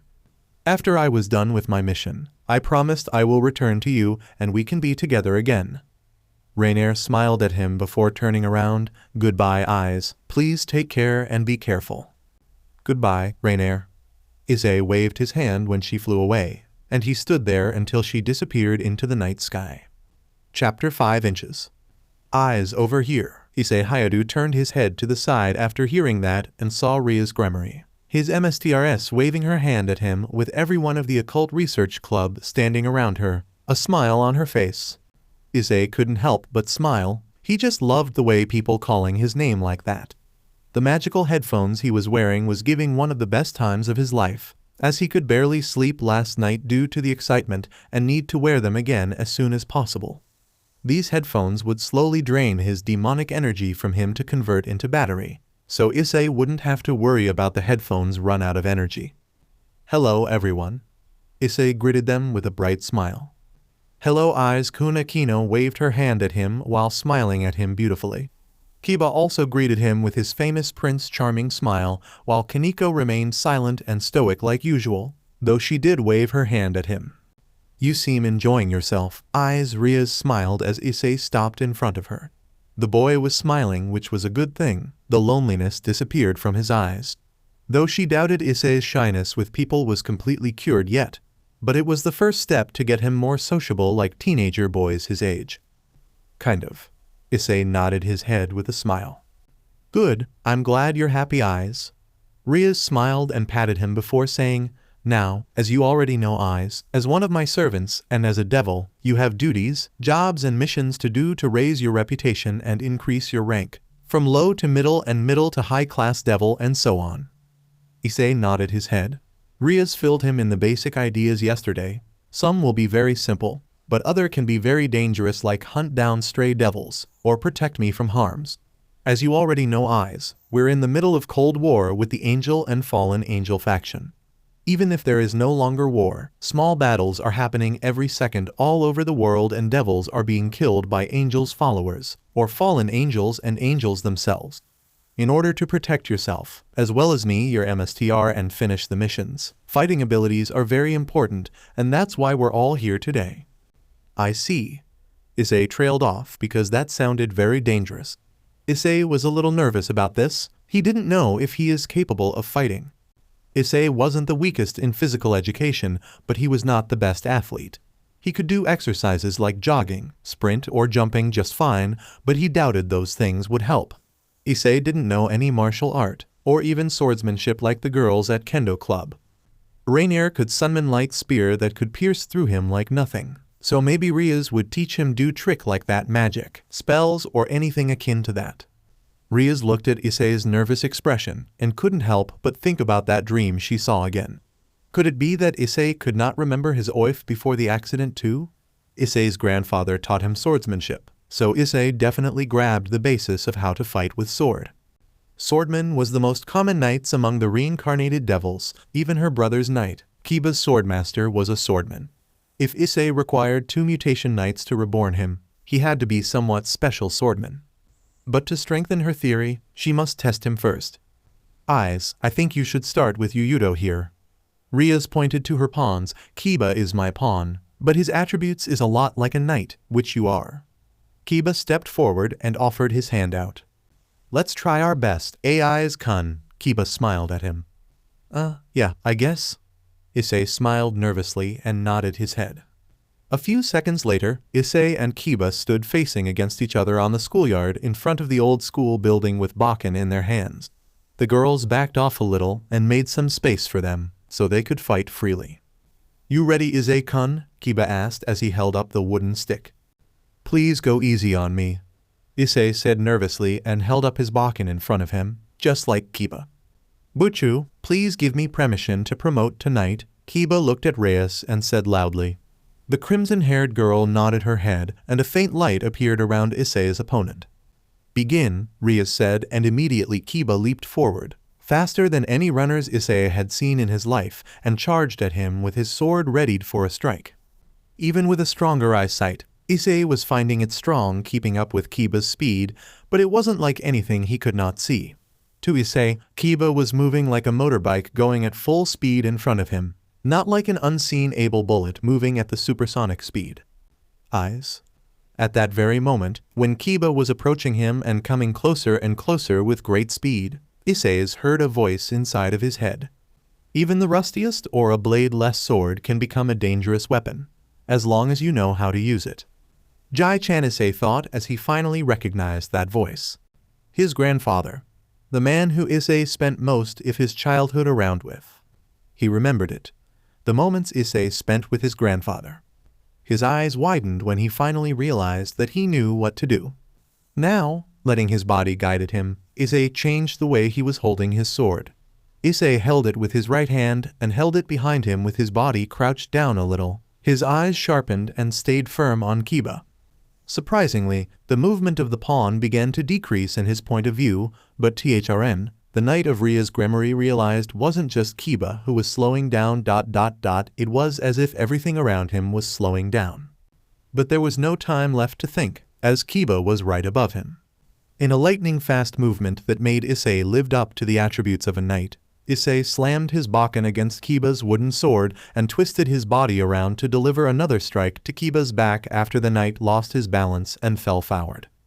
All of that happened in just a second or two. Rias and everyone were stunned when they saw Kiba struggle to stand on his feet. His eyes were also as wide as dinner plates. That's a good move, I must say, Issei-kun.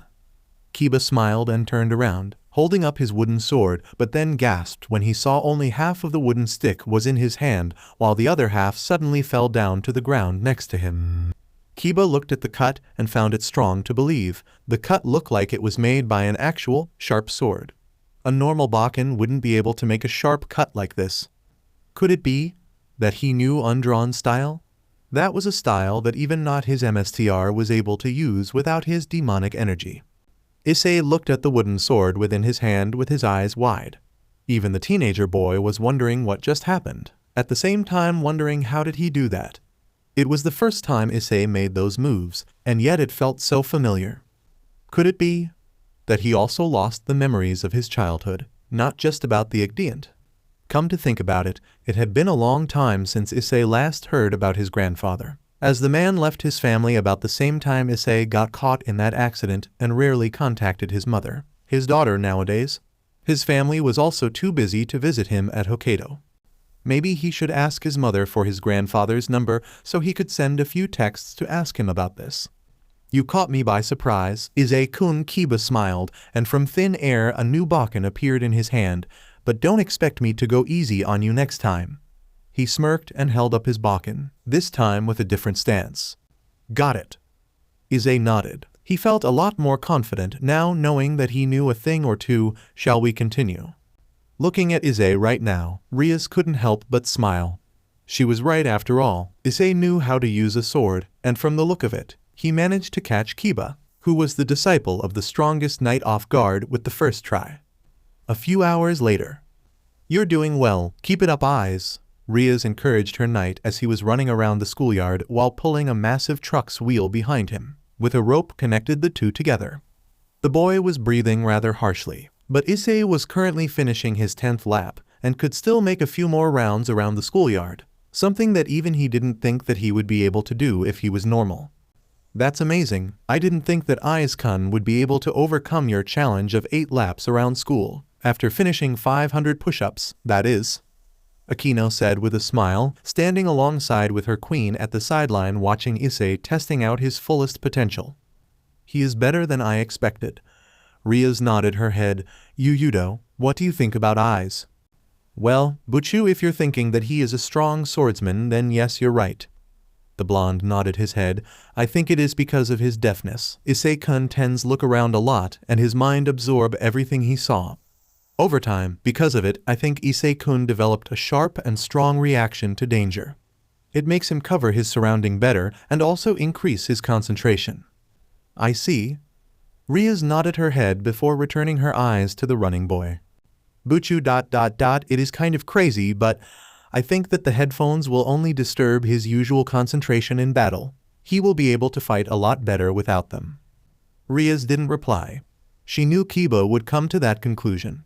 His sense of hearing would only get in his way, as Issei wasn't used to hearing and come to rely on his eyes only. Plus, those magical headphones would be only temporary solution for his condition, as it could get knocked away or destroyed easily during fights. Line break. As soon as the paper with the number of his grandfather written on it was given to Issei by his mother, the boy immediately borrowed his mother's cell phone and sent him the text. Since he was deaf and his family, including his grandfather, didn't know about the supernatural world, he couldn't let them know that his sense of hearing returned with the help of a pair of magical headphones. Jai-chan, it's me, Eyes. Issei sent the text before looking at his mother, who was smiling at him and raising her hands. You used to visit your grandfather a lot, Eyes, she made the signs, every summer vacation, holidays. We took you to his place at Tokyo since you always asked us for it. She then made a frown. He really loved you, so I wonder why he doesn't contact us very often like before. Eyes nodded his head and waited for his grandfather to return his text. Issei immediately picked the phone up when he saw it vibrated slightly. A huge smile appeared on his face when he saw the message. How are you, my boy? Chapter 6 inches. Issei. Even though Issei didn't hear anything or see anyone coming at him from behind when he stepped into his class, the boy still got the feeling of someone coming at him and immediately stepped out of the way before they could grab him.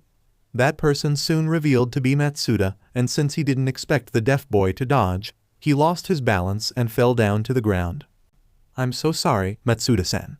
Issei made the signs before heading to his seat with footsteps faster than usual, because he got the feeling he knew just exactly the reason why Matsuda wanted to have his attention without his partner Motohama around. It probably involved Raynare. Rias warned him that he shouldn't talk, or in his case let everyone know about the fallen angel that erased her existence out of everyone's mind. save for the supernatural beings in this world, even Matsuda. She also told him about a possibility that, if Matsuda could remember Raynare, then there was a high chance that he was also turned into devil as well, since Rias wasn't the only high-class devil in this school.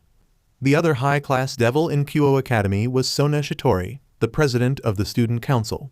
Her real name was Sona Citri, the heiress of Citri household whose clan was as powerful as Rias Gremory clan. Her peerage consisted of the entire members of the student council, which were mostly girls. Rias also said he would have a meeting with them soon in the future. Seeing him like this, Sona must reincarnate him into a devil as well. Which piece was it? Issei didn't know since each evil piece had its own attribute and Matsuda had none, as far as his concern. Issei sat down on his seat and couldn't help but glance to the seat next to him.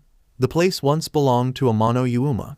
It felt strange somehow, he only befriended with her for a short amount of time, but Issei already felt sad knowing that Raynare might never come to sit down on that seat while flashing him that cute and warm smile of hers.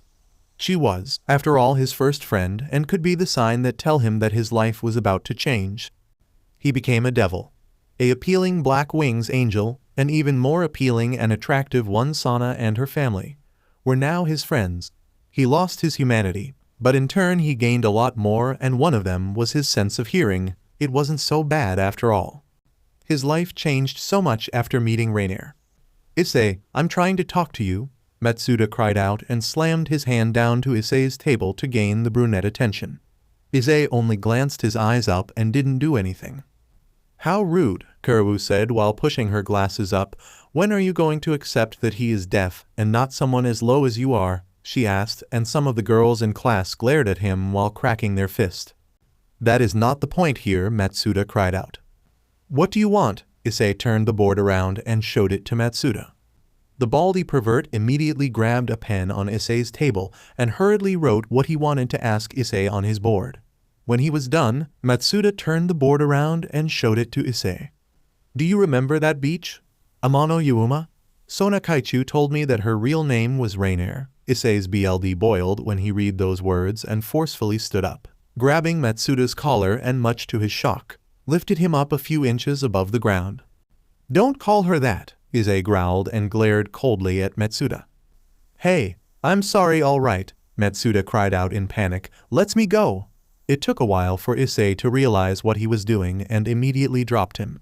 He quickly sat down to his chair and tried to avoid everyone's eyes, which were still staring at him in surprise. Even Issei was surprised by his outburst. But he couldn't help it when Matsuda called Raynare like that. Even if she tried to kill him, Raynare was still his friend, his precious friend. "What do you want?" Issei showed Matsuda the board again, still glaring at him as if Rias Knight was daring Matsuda to insult Raynare again. "Sona Kaichu told me that you became Rias Gremory Sama's servant," Matsuda wrote on the paper and gave it to the fellow devil. "Is it true?" This time, he was more careful about his words. "Yes, what about it?" he asked back. "So it's true. You're now a devil too, and with Rias one Sama no less." Matsuda made a ridiculous crying face for a second before continuing. "I'm pawn. I guess you're a pawn too, right?" "Wrong. I'm a knight." Issei shook his head and Matsuda gasped in shock.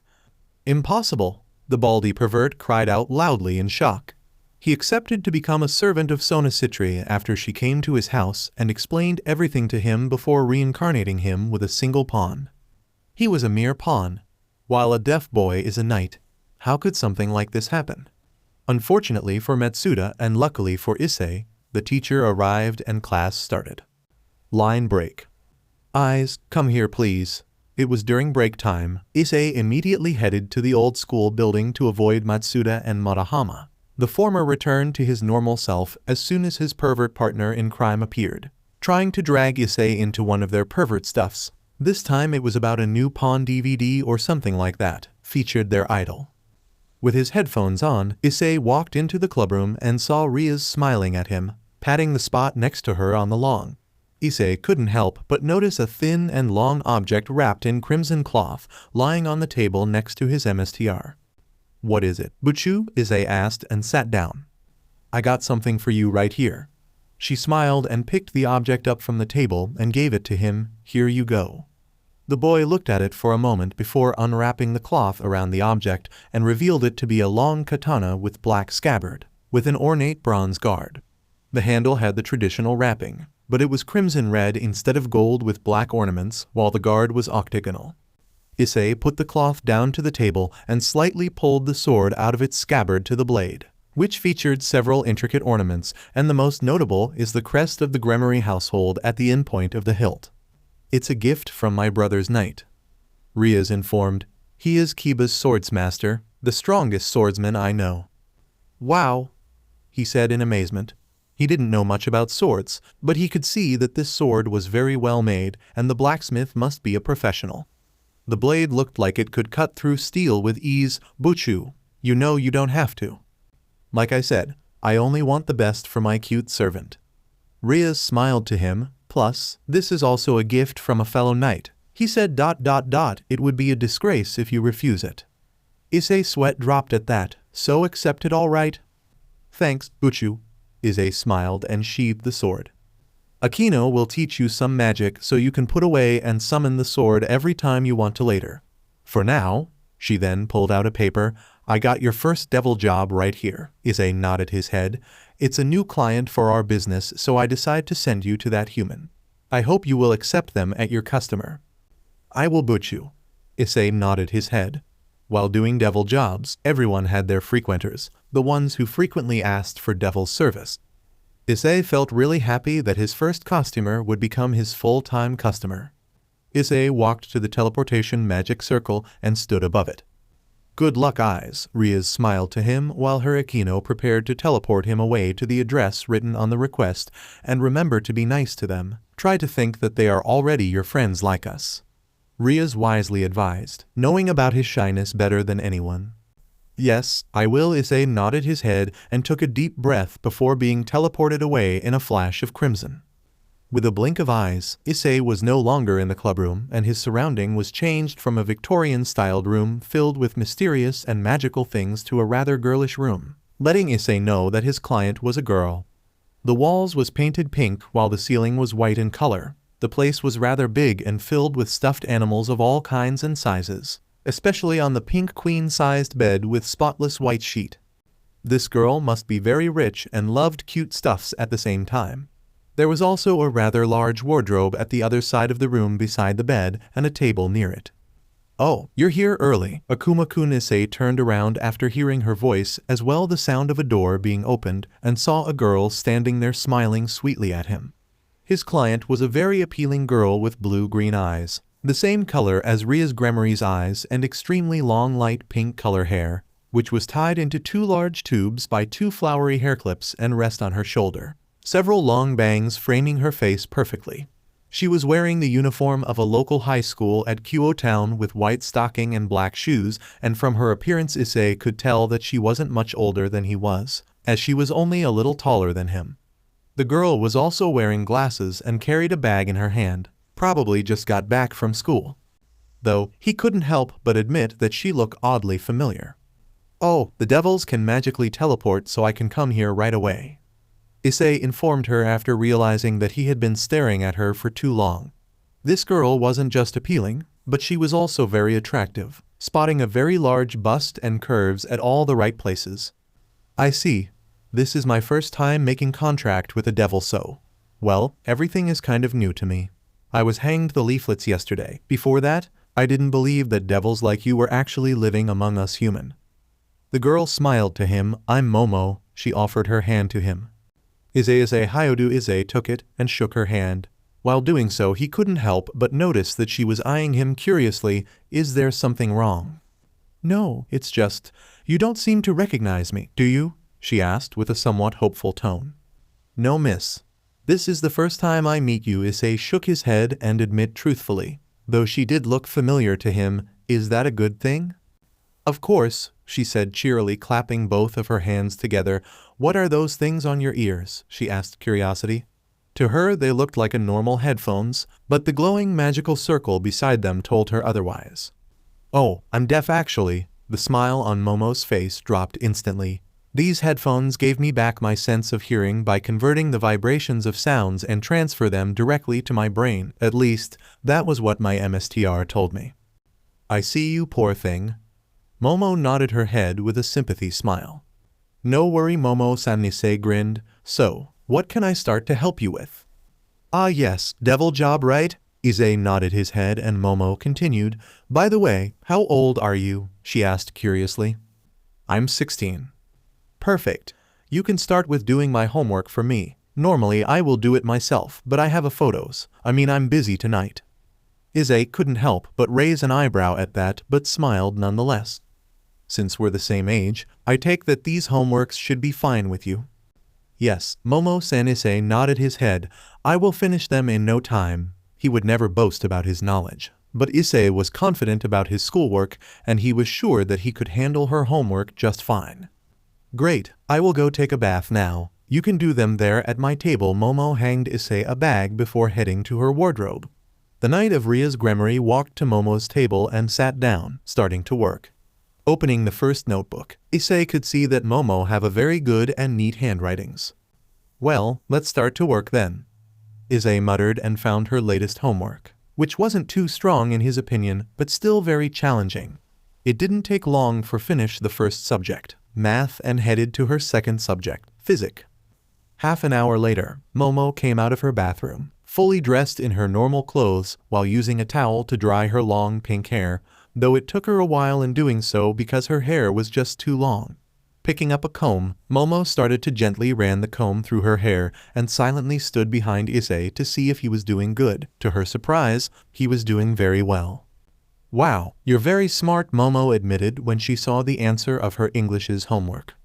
Actually, Momo-san, devils have this language power that let us read, understand, and speak any kind of language. It's actually not that strong. Issei shrugged his shoulders. Tilda, you're too humble. Momo giggled, and here I thought devils are creature of sins. Maybe in the past, Momo-san, we also have to change to adapt to the world as it is now. Issei explained with a smile. Rias already filled him in the details about the history of devils and already memorized them. It was a very interesting subject to say the least, getting to know about the devils that probably appeared about the same time with mankind. Like devils actually steal the soul of the human who made contract with them after fulfilling their wish. Now, they received a special kind of devil's currency instead, and in his opinion, it was less vicious and friendlier than the past. They're done. Issei smiled and closed her last notebook and put it on top of the stack of finished homework and stood up from his seat. Thank you, now I don't have to stay up late again. Momo smiled at him before pulling out a small envelope from the handbag on her bed. Here you go, this is the reward I promised your MSTR. Issei bowed his head and took the envelope.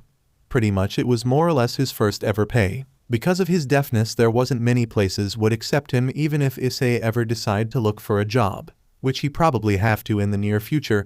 Now I know why she spoke so highly about you.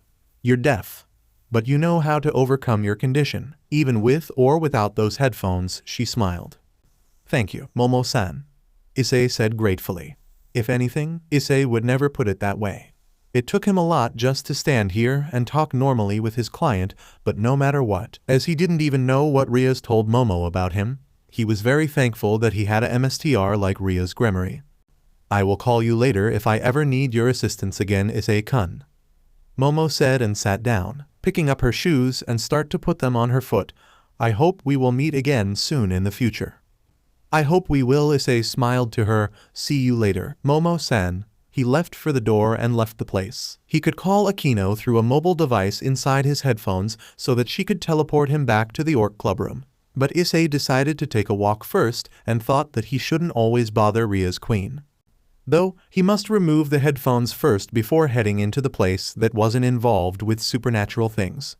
Line break. It didn't take him long to get to his house's district. It was already 5 in the afternoon, so he should return to his home soon before his family could get worry about him. But when he was about to take a turn, Issei suddenly caught sight of a girl wearing what appeared to be a nun outfit with a white veil on top of the head, carrying a huge luggage that was even bigger than her petite body with her and seemed like the girl was about to fall over due to its weight. Which she really did, face first down to the ground, and the veil flew away from her head. Issei reacted instantly, and with the speed of a knight, it wasn't strong for him to catch up with the flying cloth and caught it with his hand. When he turned around to check if that girl was all right, Issei couldn't help but sweat dropped when he saw her already on her knees with tearful eyes, her hands holding her forehead. That fall must hurt a lot. Issei then approached the nun and gave her his hand so she could stand up.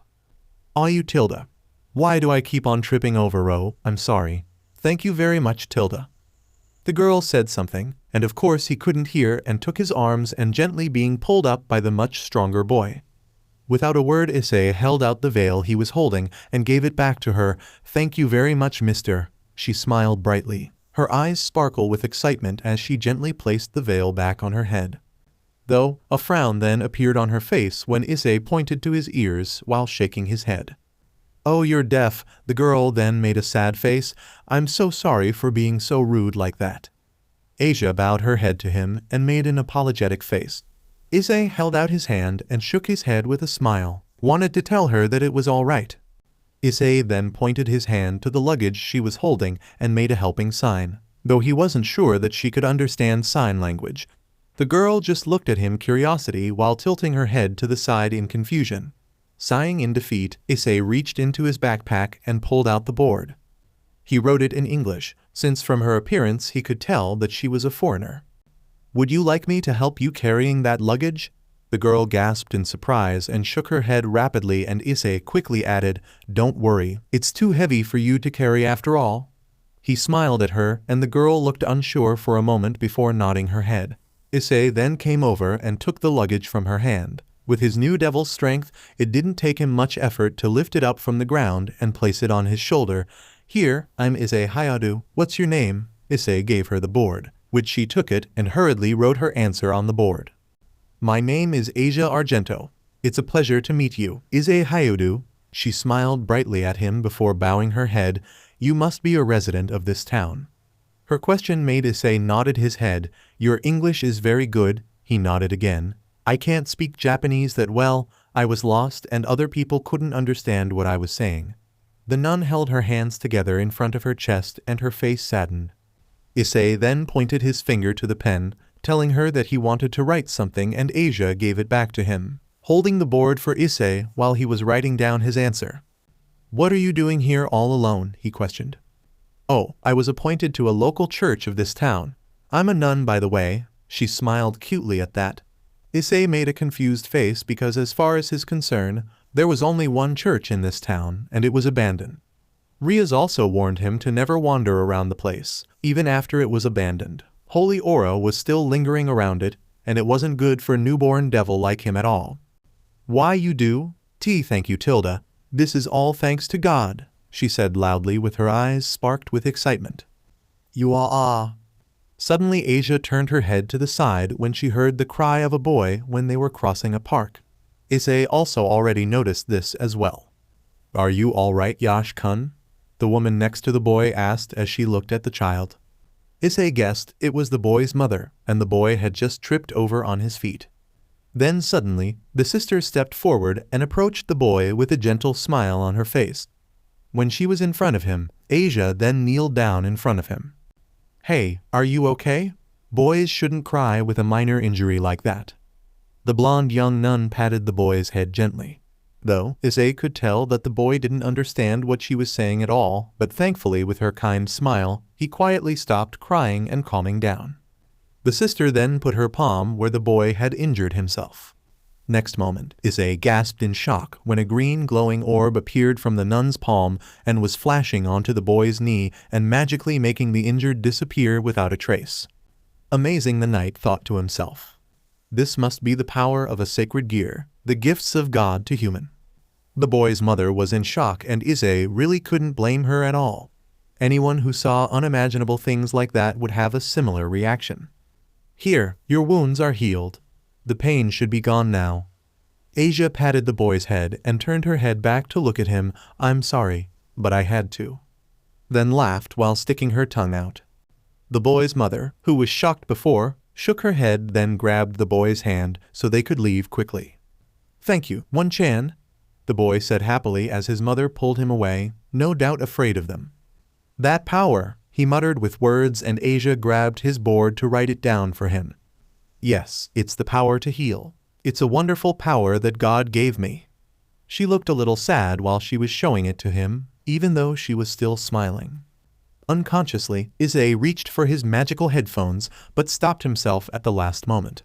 It seemed after using those headphones multi-times, the need to use them to communicate with other people normally still as strong as ever. Moments later, Issei and Asia arrived at the abandoned church, the territory of his enemies. Yes, this is the place. I'm so glad. The blonde nun showed a sign of relief after having compared the location with the map she had. Then I'll be on my way. Issei then put the luggage down to the ground next to her and smiled, taking back his board. He was about to turn away and headed home when suddenly Asia grabbed his wrist. Please wait. I would like to make you some tea as a gratitude for taking me here. She grabbed the pen and wrote then on his board. Oh, don't worry about it. The knight shook his head with a grin. The nun looked troubled. She probably wanted to make Issei some tea to show her gratitude. Sister Asia, let's meet again. He wrote it on the board and showed it to her, at the same time making the let's meet again gesture with his hands. He just hoped that he could communicate with her normally, but he couldn't risk the chance of being seen with headphones like that. She was such a kind and cute girl, just like how Raynare and Rias to him. He would have to ask Rias about this. Asia bowed her head down and smiled softly at him, standing there and waited until he completely disappeared from view before heading into the church. Little did he know that this fateful encounter between him and Asia would start his first ever battle in Issei's new life. Chapter 7. Eyes, remember, never fight with a drawn sword, unless you truly want to kill your opponent. What the hell do you mean by that? Jai-chan Issei thought to himself as he raised his undrawn sword to parry Kiba's blade by holding his sword vertically and swiped it to the side to hit the crook of blade neck with his sword's handle, knocking the pawn back a few steps. That's a good move, eyes. Kiba smiled and created another sword in his hand. This one, however, wasn't normal sword like what Kiba had used to spar with Issei so far. As it was emitting a strong aura of demonic energy, it's time for me to get serious, too. And he charged as Issei. Because the sword Issei was using was also a demonic sword, it could counter against Kiba's sword BRTH's demonic creation quite easily. But it still didn't change that the blow was a lot stronger. This was the kind of blow that shouldn't be fought against by an undrawn sword. But his grandfather, as he heard from his parents so far, was a very wise man, even though he could be odd most of the time. If his grandfather told him to do something, he must do it without a second thought because there must be a reason behind it, and he told Issei to not use a drawn sword unless he wanted to kill his opponent. This was something Issei could agree on, because with each spar he took with Kiba, Issei had come to remember his style of fighting, which was taught to him by his grandfather, and the old man also confirmed it during the message talk between grandfather and grandson. It was style of undrawn sword, a highly advanced sword style, if didn't want to say the most advanced that wasn't easy to MSTR. A style where he could use the air pressure made when he made a slash, which normally was almost unnoticeable and weak to cut thing as if he was using an actual blade to do it. The point was, Issei didn't know or remember how he could do it, he just did. Since Kiba didn't know about this style, he couldn't answer this question for Issei, and even Kiba's MSTR didn't know how. Unless Issei was unconsciously using some kind of energy when he made an attack with an undrawn sword. His grandfather laughed like a maniac when he asked about this and said that if he ever got in a fight, a simple stick could become a deadly weapon against his opponents. What kind of grandfather was that, telling his grandson to cut a few throats if he ever got into a fight? He taught Issei this for self-defense and another reason that he would like to personally tell him in the near future. It was just that he was too busy right now to answer those questions for Issei. He could cut a Bakken with another Bakken clean like it was an actual sword. If Issei was holding a real sword in hand, it would strong to imagine how much damage he could cause. Or could he? Issei never tried to unsheath his sword before, even when he was doing light training by himself in his room. Part of him was afraid that he could accidentally cut his table or something like that. Or his mother accidentally walked in and saw him holding an actual sword. The only time when Issei got to train for real was after school with Kiba and the Occult Research Club. But even so, he still didn't think about unsheath his sword and fought with the scabbard still on. What kind of grandfather would teach his grandson a dangerous fighting style like that? Could it be another thing like martial art for self-defense? Unsheath your sword, eyes, Kun, Kiba said as he landed lightning-fast strikes to Issei. No can do, Kiba. Issei smirked, and the two locked blade with each other. He was very thankful that the scabbard was also made from demonic metal. My grandfather told me to never unsheath my sword unless I want to kill my opponent, which I don't. This was some of the times when Issei was truly able to get out of shy shell. As the more he fought, the more he came to enjoy it. He must be a very powerful swordsman to be able to teach you to this level, Kiba admitted. Can't remember much about him, so. Yeah, I guess. Issei suddenly jumped back and made a stance. Here I come. Issei pushed himself forward as strong as he could, charging at Kiba with knight speed, and he was nothing but a blur, way more faster than the pawn himself when he was promoted to knight. Kiba hardened his eyes and also raised his sword and prepared for it. Nukanu Takai no Kata style of the undrawn sword as he went past Kiba. Issei dashed his feet on the ground to stop himself. His Nadachi already returned to its original spot at the left side of his waist. There was a long moment of silence between the two, and after a second, Issei glanced down a little and saw a long cut on the left sleeve of his jacket. But overall his arm was left unscratched, which was a good thing.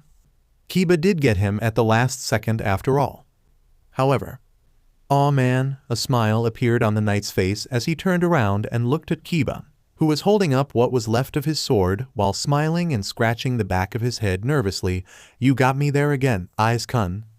His sword was literally cut, as the blade was no longer there. A metal, demonic sword was cut by an undrawn sword.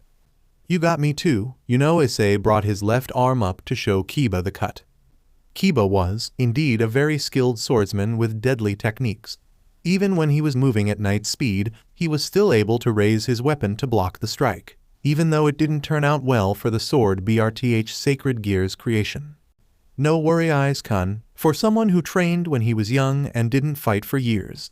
You are very good." Kiba smiled and shook hand with Issei as the other members of Occult Research Club approached them. "You're going to surpass me, or even my MSTR really soon," he admit. Thank for the compliment. Issei knew that he shouldn't feel proud about it or anything, but it felt good having a professional praised you at their own territory. "I still have much to learn," the knight said humbly. "Did you know that humble and noble are also the trademark attributes of a knight?" Rias Gremory said with a smile as she stood next to Issei. "Nice work there, eyes, Yuyudo." "Thank you, Buchu." Issei and Kiba both said as once, and the pawn made his sword, or what was left of it, disappear. Issei also cast a spell to put his Nadachi away into his pocket dimension, the only magic he was taught so far.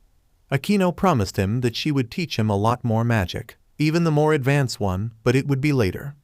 "As a knight you definitely know how to handle a sword already," Rias said before turning to the rest of her peerage. "All right everyone, I think that's enough for today. With a performance like that, I believe that Eyes can finally take on the harder mission with us." She then clicked her finger and a paper appeared within her hand. "There is a stray devil roaming in this town and its current location is at an abandoned factory nearby. We was given an order of eliminating it tonight, so remember to finish your own business before 9 o'clock and gather at the school gate. We cannot let this stray devil running around freely." "Yes, Buchu," everyone said stimulatingly. "You all can go now." Rias smiled, and they bowed to her before parting away, heading home, or in Issei's case, he was about to head to his client, Momo, to do whatever she asked him to do for her. The pink-haired girl signed a contract with his MSTR, Rias, that she would need Issei's assistance on Tuesday, Thursday, and Saturday. This was weekend, so Issei must be there before 5. He was also very eager to start his second day at work, and Momo was very friendly, unlike some of the others' familiar costumers so far. "But first, Buchu, I have something to ask you." Issei quickly caught up to his MSTR before she could leave the school after picking up her bag on a bench nearby. "What is it, Eyes?" Rias stopped on her track and turned around to look at him. "I am wondering if there is any magic that could help me cover the magic circle on these headphones," Issei said, and pointed his finger to the glowing crimson magic circle. After all, he wanted to normally conversation with everyone, not just the ones who were involved in the supernatural world like Rias and the others. Also, because of this magical thing, Issei also couldn't normally talk with his friends if there was human around. Rias could use some memory spell to cover it up, but Issei couldn't risk it. Of course, because there are many illusion spells that can help you with this. Rias nodded her head.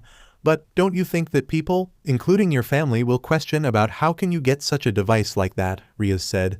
I mean, hearing aid can only provide help for partially deaf people or have problem with hearing while you're completely deaf, as you can no longer hear anything. That kind of thing isn't invented yet anyway. Well, true. Issei nodded his head slowly. He also thought about that, but still hoped that there might be a chance. I'm sorry, Rias said to him with a sad smile. No, I'm fine really. Issei immediately shook his head and smiled at her. Don't worry, I will definitely figure it out something to help you in the future. Rias smiled. I promise.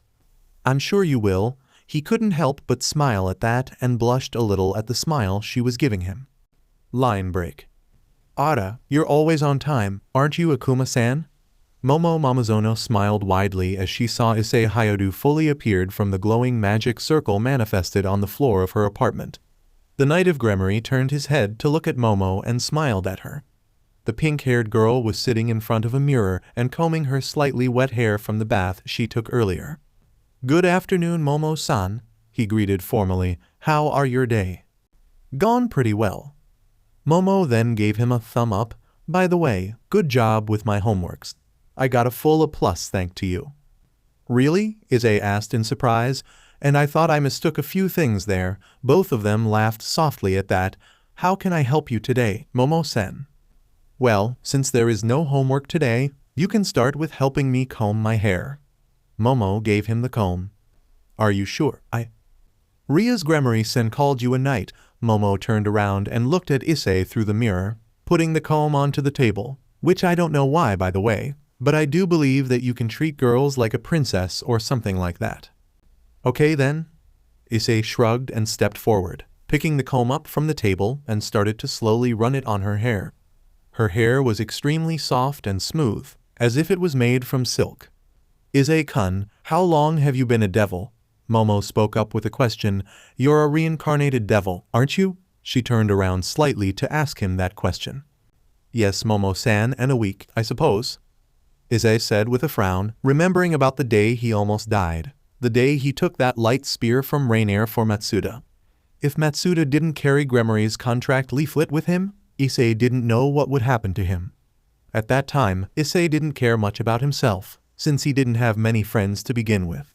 He only cared about his parent and Raynare. Even if she was the one who accidentally killed him, you seem to know about the supernatural world a lot, aren't you, Momo-san? He smiled, keeping on running the comb through her hair gently. Mostly from the conversation between me and your MSTR while I was making a contract with her to hire you. The pink-haired girl said, but most of my knowledge about you guys stopped there and with some of my own research.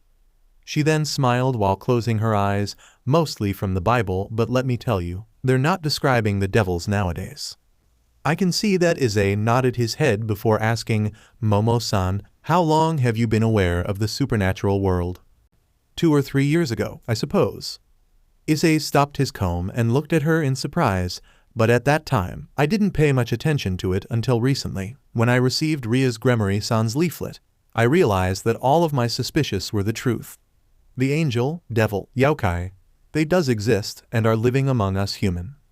I didn't know, Issei admitted. They're done? Issei smiled and looked at her hair. His mother was the only one who he combed his hair for, when he was a lot younger and before that accident. Thank you. Momo smiled and looked at her hair. She then turned her eyes to look at Issei for a moment before saying, Hey, how about I show you something? What is it? But you have to promise me that you won't tell anyone, even your MSTR. She smiled mischievously at him, making his curiosity grow. Okay, it's not like she is going to ask. Issei nodded his head. He wasn't the best liar in the world, since he had never told a lie before in his life. Mainly because of his deafness, he couldn't speak very normally. But if Momo wanted to, he could keep it a secret for her. The pink-haired girl then stood up and pushed Issei down her chair, starting to fold up the left sleeve of her shirt, and said, 3 years ago, I was awakened from my sleep by a voice in my head. She quickly added before Issei could say anything, no, I'm not crazy, Issei-kun. There is actually a voice in my head telling me it's time for the Red Dragon Emperor to rise again. The Red Dragon Emperor? Issei asked in shock. Yeah, he said Sekuyute or something like that. He? That voice was probably a male. Momo nodded her head, folding her sleeve just above her elbow before raising her hand. He also told me the magic circle on the leaflet was a magical one. I didn't believe it at first, but when you woke up in the morning with a voice in your head and this. Issei then widened his eyes in shock when Momo's arm started to shine in green light before a large blue gem started to materialize at the back of her hand. From their red metal pieces of a large red dragon-like gauntlet with 2 golden spikes manifested on your arm. Amazing, Issei muttered in shock and stood up to have a better look at the gauntlet. This must be a sacred gear. Sacred gear? God's artifacts. They are items with powerful abilities bestowed upon humans by the original God from the Bible. Issei nodded his head. He didn't know much about sacred gears, but it was the only explanation for this. Since Momo was a normal human, Momo-san, you're a sacred gear possessor. Is that a good thing? Momo asked, and since when an item can talk? To tell you the truth, I still don't know much about sacred gears. He then said, but I will try to find out something about it for you. Aw tilde, thank you Issei-kun. Momo giggled, and in a flash, the dragon-like gauntlet disappeared. Do you know about its ability though? Other than the fact that the scales are pretty strong, and I have sharp claws? Nah, I don't. Momo shook her head.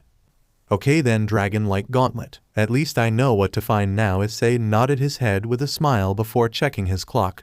Oh, it is 6:30 already, he said out loud. Sorry Momo-san, I have a mission tonight with everyone. I will have to take my leave now. He walked to his backpack and picked it up, throwing the thing on his shoulder. Nah, don't worry. You already finished your job for the night. Momo smiled to him.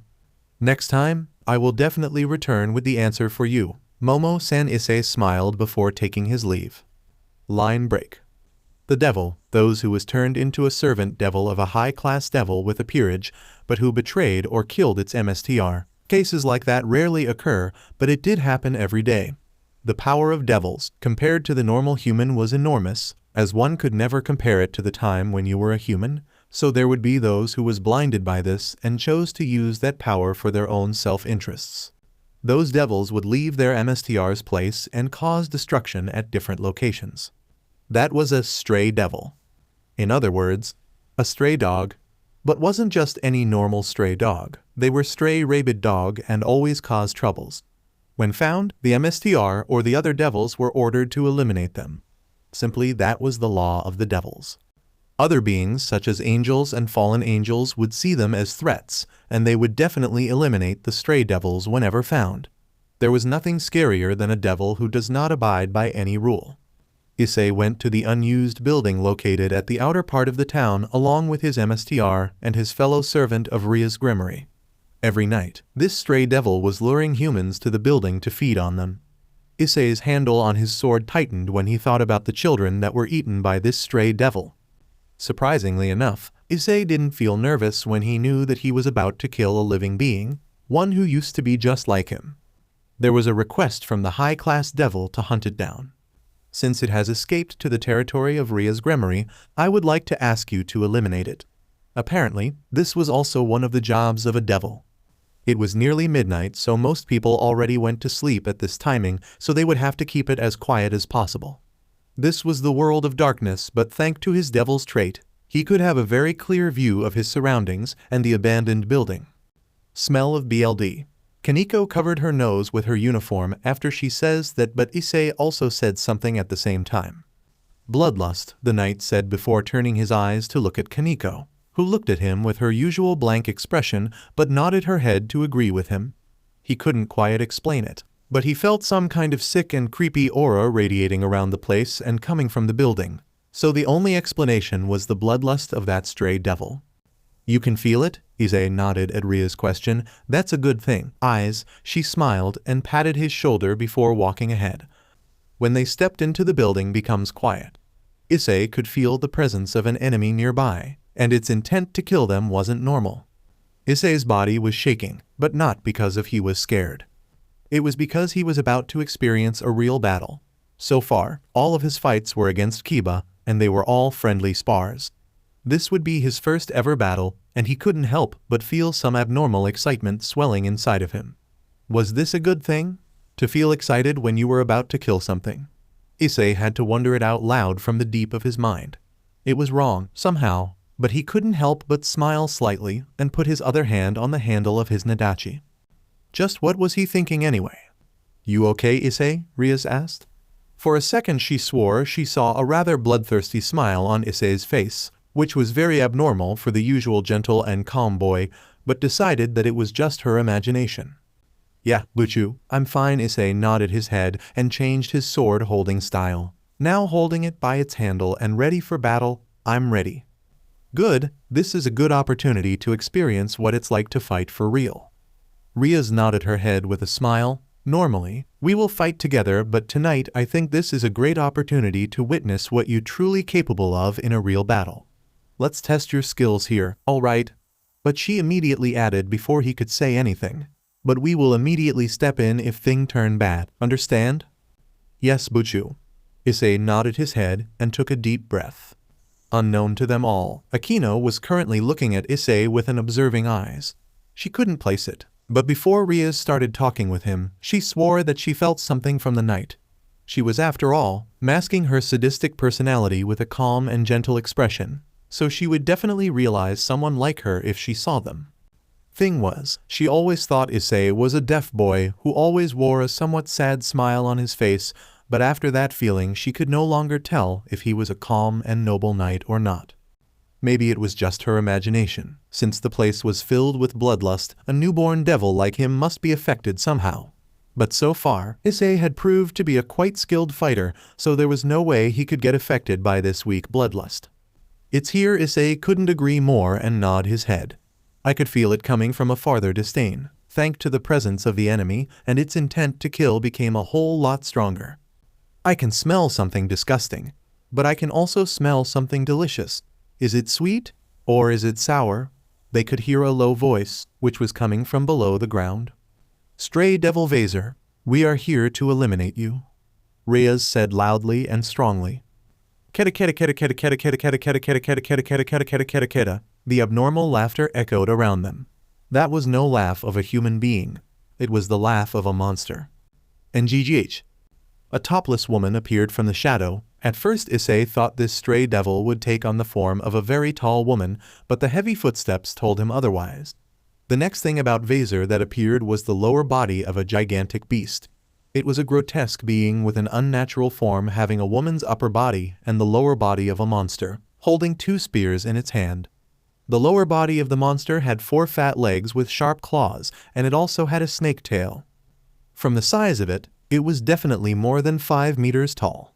Leaving your MSTR's side and rampaging as you please definitely deserve death. In the name of Duke Gremory, I will gladly eliminate you. You are cunning for a little girl. I will rip your body and color it in red just like your ha-ha-ah. The monster barked, but Reyes made a fearless laugh. Grunts sure do speak in a stylish manner. She then glanced to the boy standing next to her eyes. Yes. Issei sprinted ahead as soon as Ria's order was given. In just a blink, he was already in front of them. This is my knight, and he will be your opponent tonight. Rias put a hand on Issei's shoulder and said to the stray devil, "Hopefully, you can take care of him," she said mockingly and let Issei step forward, making the stray devil become a lot angrier and attacked Issei with its spears.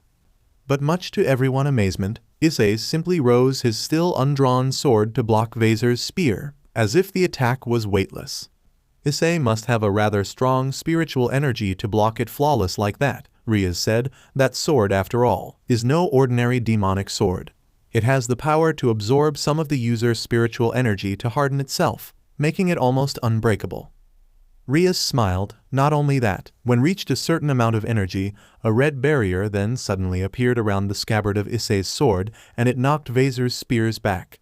The scabbard have the power to bounce back the attacker's weapon when blocked. Mr. know about Issei undrawn style, So he specially chose this weapon for him. Kiba nodded his head. It's very effective and can be extremely deadly in an undrawn swordsmaster. Just like Ria's word, Kiba's speech. When Vaser attacked again, Issei raised his sword with one hand, gripping the handle tightly, and the other was put on the black scabbard, blocking the spears effortlessly by swatting them to the sides. This, however, also covers some of Knight's weaknesses over powerful strength opponent. Kiba explained.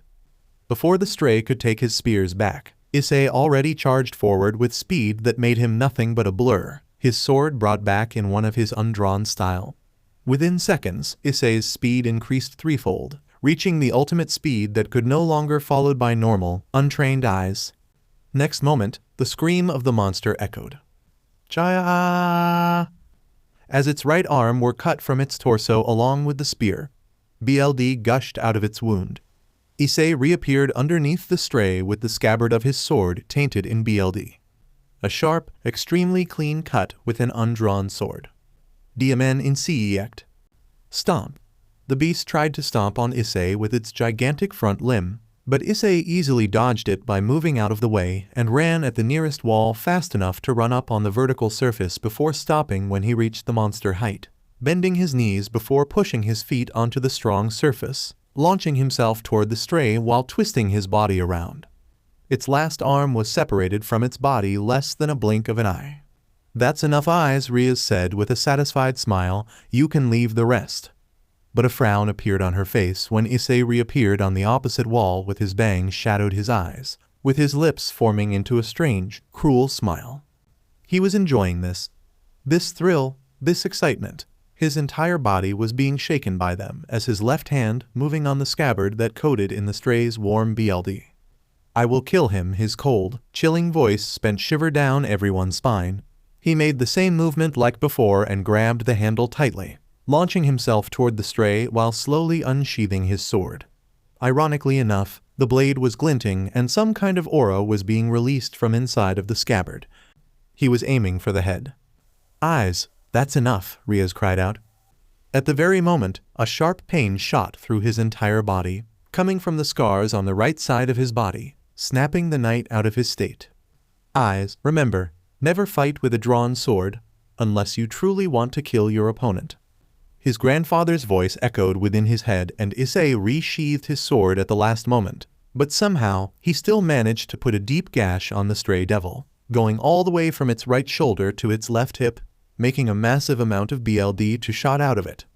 Issei's feet touched the ground and he turned around a little to look at everyone, the left side of his face filled with the monster's red BLD.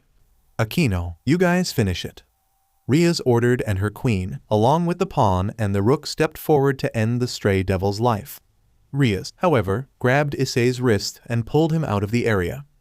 Oi, Buchu, what's wrong? Issei asked in confusion when they were outside of the building.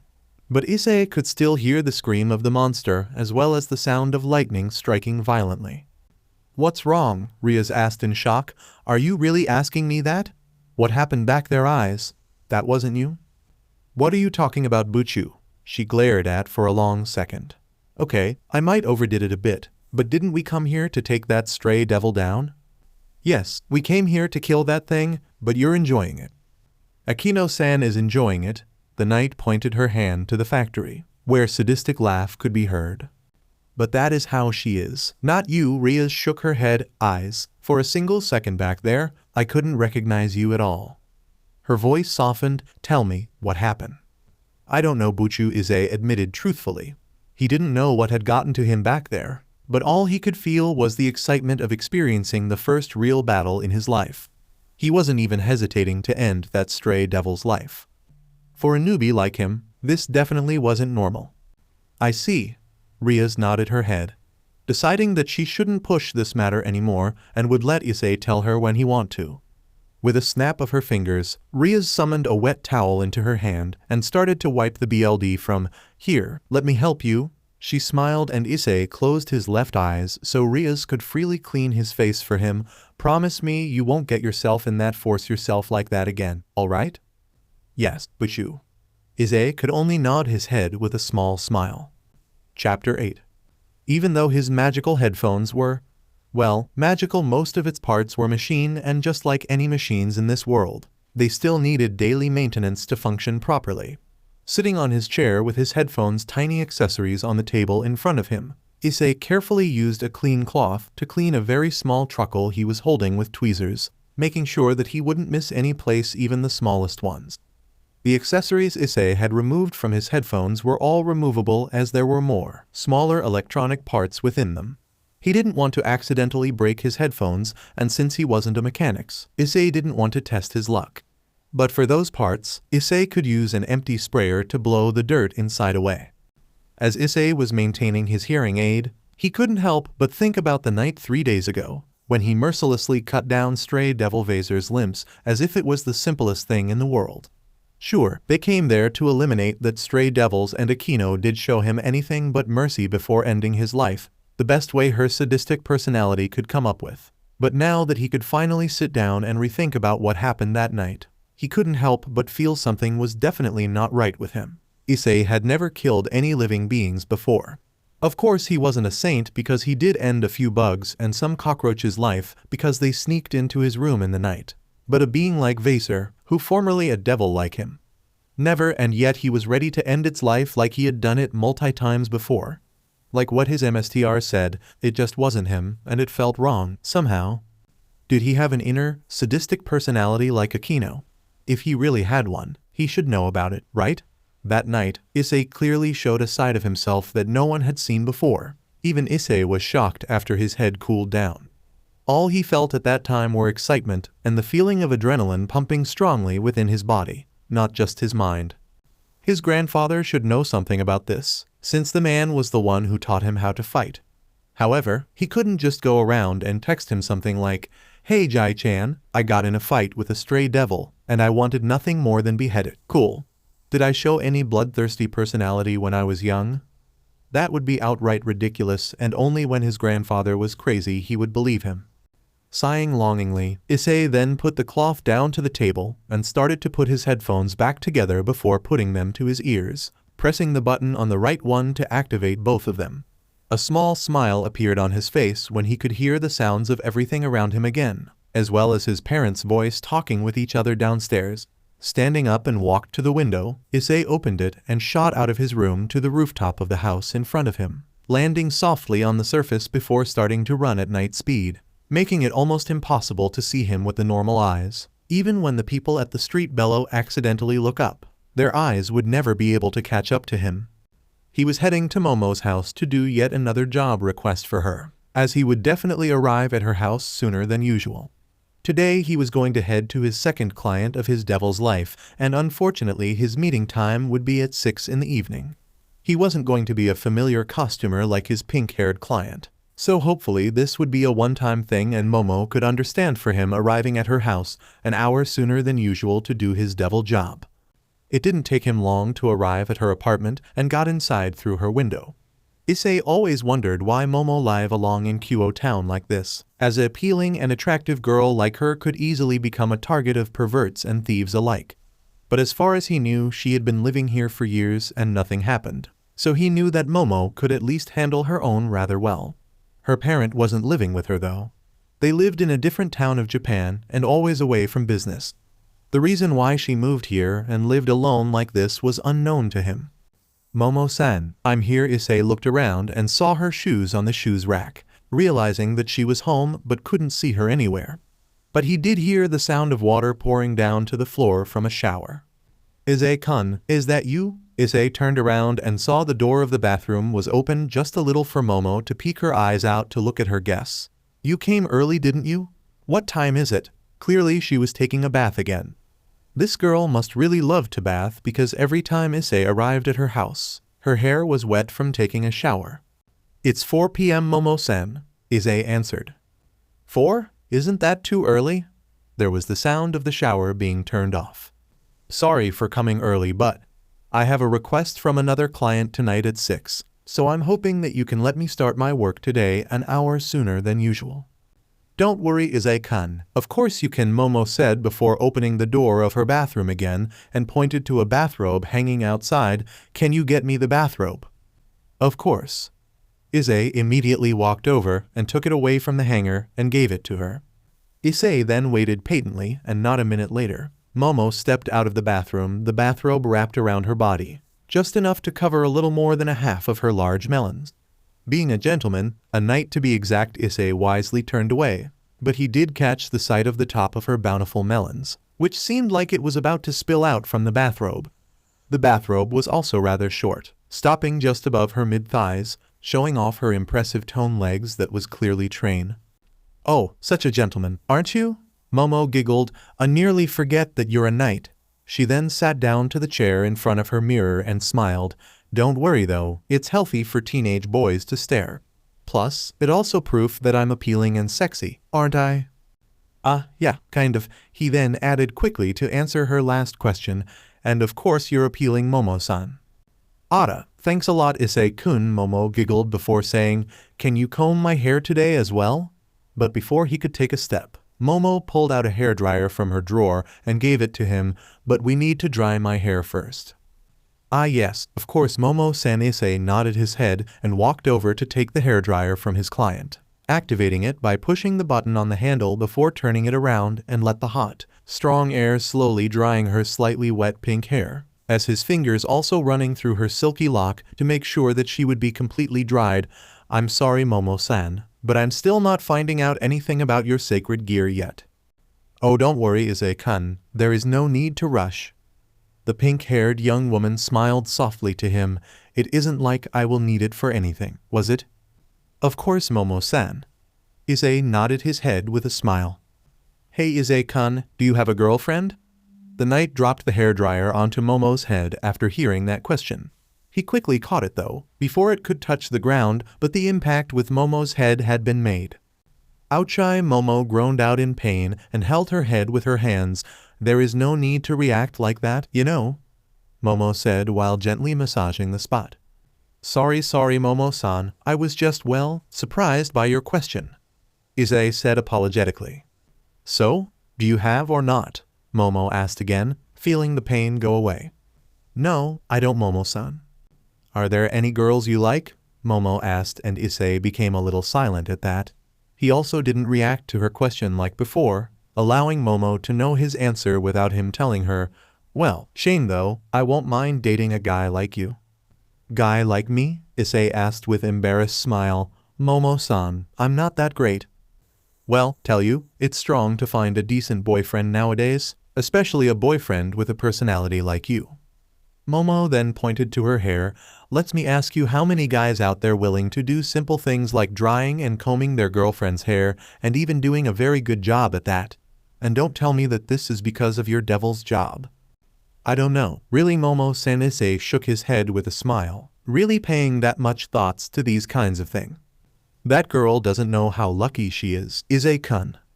Momo smiled to him. "It's really not my place to tell you to, but if you really like her, then make sure to make her your girlfriend. You truly deserve someone good." And she didn't say anything more after that. She just closed her eyes and let Issei ran the comb through her hair. With the knight, he didn't know what to think about it, because this whole love thing was actually new to him. Before becoming Ria's servant, Issei didn't think that someone unsocial like him could find a girlfriend, especially one like Rias Gremory, his MSTR. His crush for her was unchanging, even growing stronger with how much she cared for him and how much she changed his life. But girls like Rias was way out of his league. He didn't even know if Rias would look at him more than a family member, since Gremory's affection for her servants was exceptional from what he heard from Kiba. Even if he managed to get her look at him more than that, he didn't know if her family, who was one of the most powerful household of the underworld, not to mention her brother being the Mao Lucifer himself, would accept him who wasn't normal in the first place. Line break. It was late at night and Issei was heading to a particular house by jumping from rooftop to rooftop as fast as he could.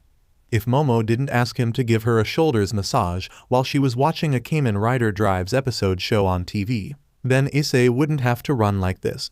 He was 30 minutes late already, and by the time he got there his client was going to so mad at him. But Momo was clearly a big Kamen Riders fan. Issei could see the excitement in her eyes, and every time the hero of the series, Shinosuke Tamori or any other Kamen Riders transformed, She would abruptly stand up, much to his surprise, and start to mimic the stances before saying henshin without caring that he was standing right behind her. Though, Issei found it cute when she did so. As soon as Issei put his feet down the entrance of his client's house, he immediately knew that something wasn't right. The entrance door was slightly open, and there was a small amount of killing intent within the house. His sword was within his hand in a second, as he was more than ready to fight. Slowly, with his free hand, Issei pushed the door open and looked inside the house. There were no lights in the hallway, but there was only one room at the end of the first floor with some faint lights on. Without hesitation, Issei took off his shoes and walked into the house without making a sound. He then looked into that room from the door that was slightly opened, and realized that the brightness was due to the candles. It's a living room, and there is a television, a sofa, a table, and such. A very ordinary living room. His eyes were then glued to the wall. "What in the?" Issei whispered in shock. There was a corpse nailed to the wall, attached to it with big and thick screws screwed into the palm of each hand, into the feet, and at the middle of its torso, making the shape of a cross. It was upside down and had been cut viciously, and there was something that looked like a giblet was coming out from the wounds. This wasn't normal. Not normal at all. There was also a puddle of BLD on the floor from the drips of BLD falling from the corpse, and also words written on the wall with BLD. It's written as, "Punishment for those who did bad deeds." I just borrowed the sentence from someone important. Suddenly Issei heard a voice of a young male came from behind him. Though, the Knight of Rias Gremory showed no surprise. "You're the one who did this, aren't you?" he asked quietly. When he turned around, there was a man having the appearance of a young teenager with white hair with foreign look. He was also dressing up like a priest. Well, if it isn't a devil kun," seeing Issei. The priest made an evil smile and seemed to be really happy. "Oh, you have a sword too? Ready to fight me?" Nope, because you won't stand a chance." "Who are you?" Issei asked coldly, his BLD boiling within him. "You don't go around killing people cruelly like this and laugh about it like it was nothing." "I'm a priest tilde, a boy priest tilde, I cut down devil like people tilde. And I laugh at them tilde, I cut the head of you devils, and receive my meal tilde." The priest started to sing. "Don't joke with me," Bstrd Issei cursed out and pointed his sword at the priest. "My name is Fried Zelsen. I belong to a certain exorcism organization." "Ah, just because I introduced myself doesn't mean you have to. I don't want to remember your name in my memory, so please don't. It's okay, since you are going to die soon. I will make sure of it. It might hurt at first, but later you will feel so good that you will cry. Now let's open the new door Z." Clearly his words didn't make any sense to Issei. "Was it you? The one who killed this person?" Issei asked, glaring at the priest. Yes, I killed him. Because tilde, he was a regular criminal who has been summoning devils, so I had to kill him." Fried laughed maniacally. "Huh. Are you shocked? Aren't you running away? That's weird. Really weird. I mean, humans who make a pact with devils are scum. Scum indeed. Can't you understand that? No? Is that so? Well, you are a scum devil after all." "How can a human kill another human?" he asked with frustration clearly in his voice. "Aren't you only supposed to kill us, devils?" "Ha. What the F is that? A mere devil like you is lecturing me? Ha. I will laugh at this. You probably could get a reward for being funny. Okay then, listen carefully, you shitty devil. Devils also use humans' greed to survive. Relying on a devil proves that you are no longer a human. It's the end. That's why I killed him tilde. I make a living by killing devils and those that are contracted to a devil. That's my job." "Even that stray devil didn't go this far," the knight scolded under his breath. "Ha tilde. What are you talking about? Devils are trash. Do you know they are a shitty existence? Do you know this is common sense? Didn't you know? Seriously, you should start your life back from a toddler. Wait, it's useless to tell this to a reincarnated devil like you. More like, I have to kill you. Ha. It's awesome, isn't it? It's the best, isn't it?" Fried then pulled out a sword that had no blade and a gun.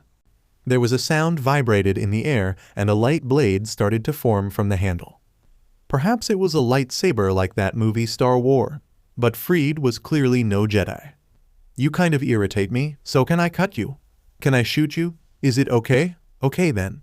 Now I'm going to stab your heart with this blade of light, and I'm going to blow your head with this cool-looking gun. Man, I'm seriously going to fall in love."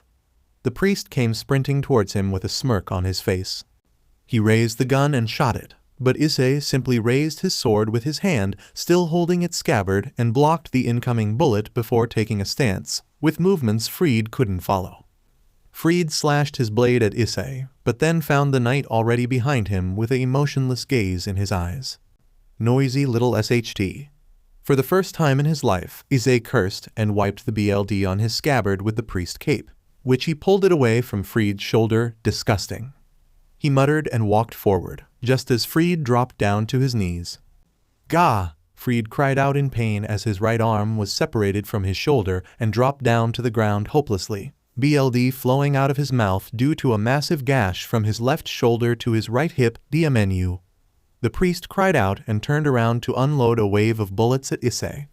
But much to his shock, Issei turned around so fast that after image was created, and he used his sword to dodge all bullets without so much of effort. "I hope Buchu won't get mad just because I killed a stray exorcist," Issei whispered with a dark smirk, blocking Fried's last bullet and walked toward him. Fried stared at Issei in shock and horror because right at that moment, he could see a giant shadow behind Issei, taking the form of something with 9 heads. His body completely froze, as if a giant snake just wrapped itself around his body and completely immobile him. "Please stop." Issei's bloodlust instantly disappeared when he heard that unfamiliar voice, but the presence was very familiar. He snapped his head aside and saw the blonde sister he met a few days ago standing right there with shock. "Asia?" he asked in shock. "Heal me," Fried cried out and tried to crawl to her, but Issei stabbed his sword down to stop him. "Get away from her, you scum," Issei said. "Ennuu," Asia screamed out after seeing the corpse that was nailed to the wall. "And no," she whispered with tears falling from her eyes. Her eyes then turned to look at them and got shocked to see him. "Father Fried Issei-san," she whispered, looking at him directly. "That SHT is a dev." But his scream was muffled when Issei delivered a kick to his mouth, sending him across the room. "Shut your mouth, but..."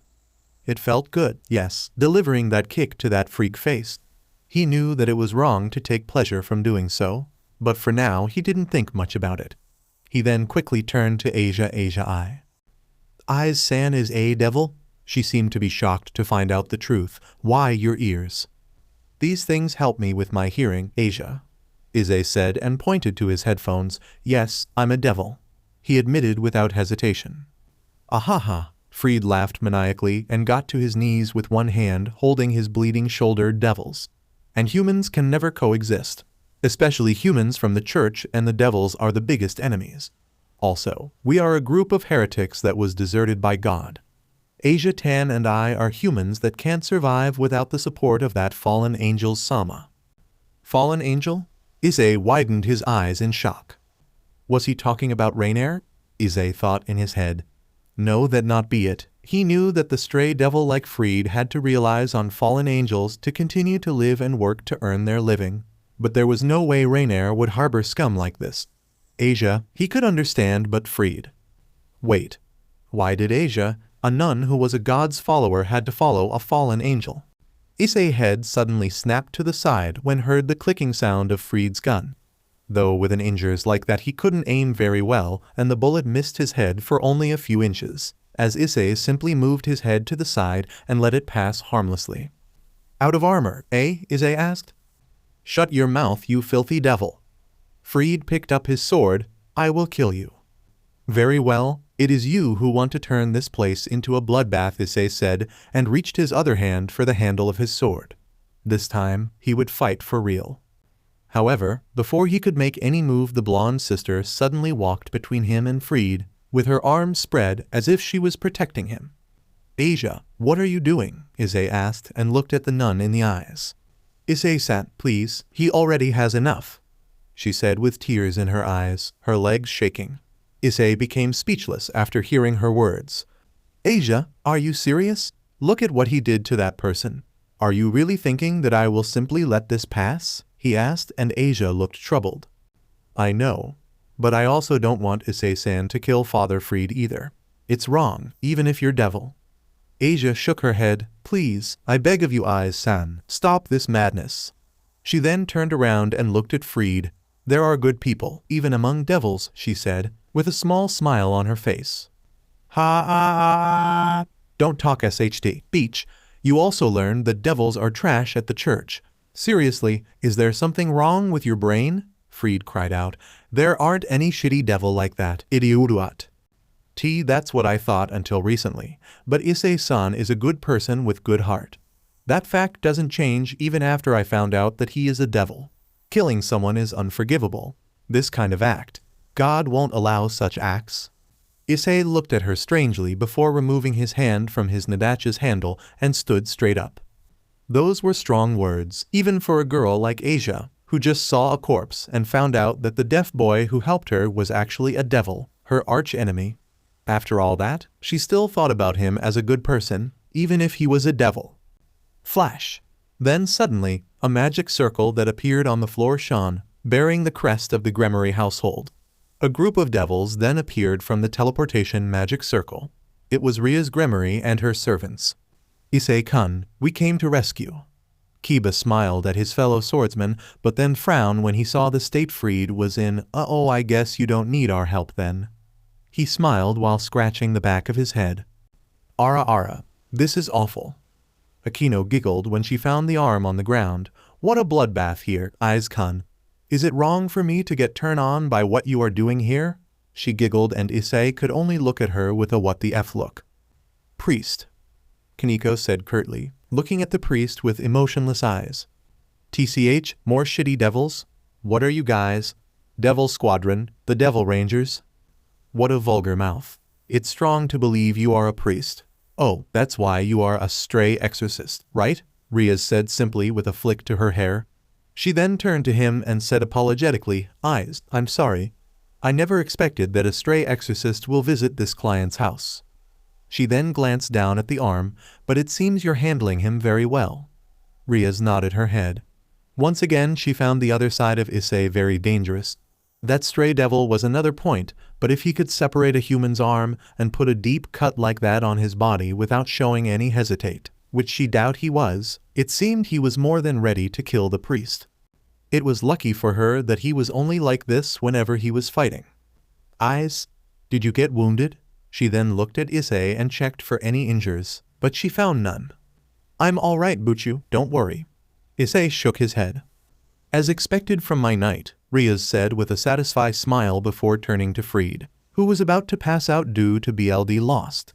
Issei found it actually strong to believe he could still stay awake after losing that much BLD all this time.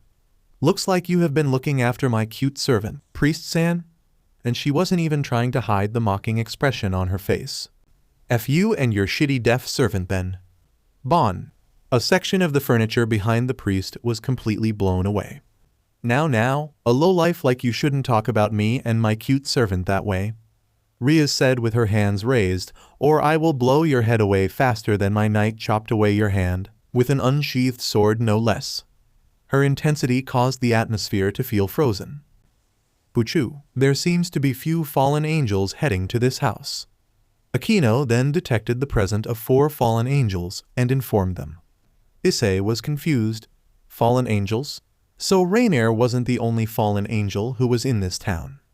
Rias then gave another stare at the priest before telling her queen Akeno, we will return to our headquarters once we retrieve eyes. Prepare for teleportation. Yes.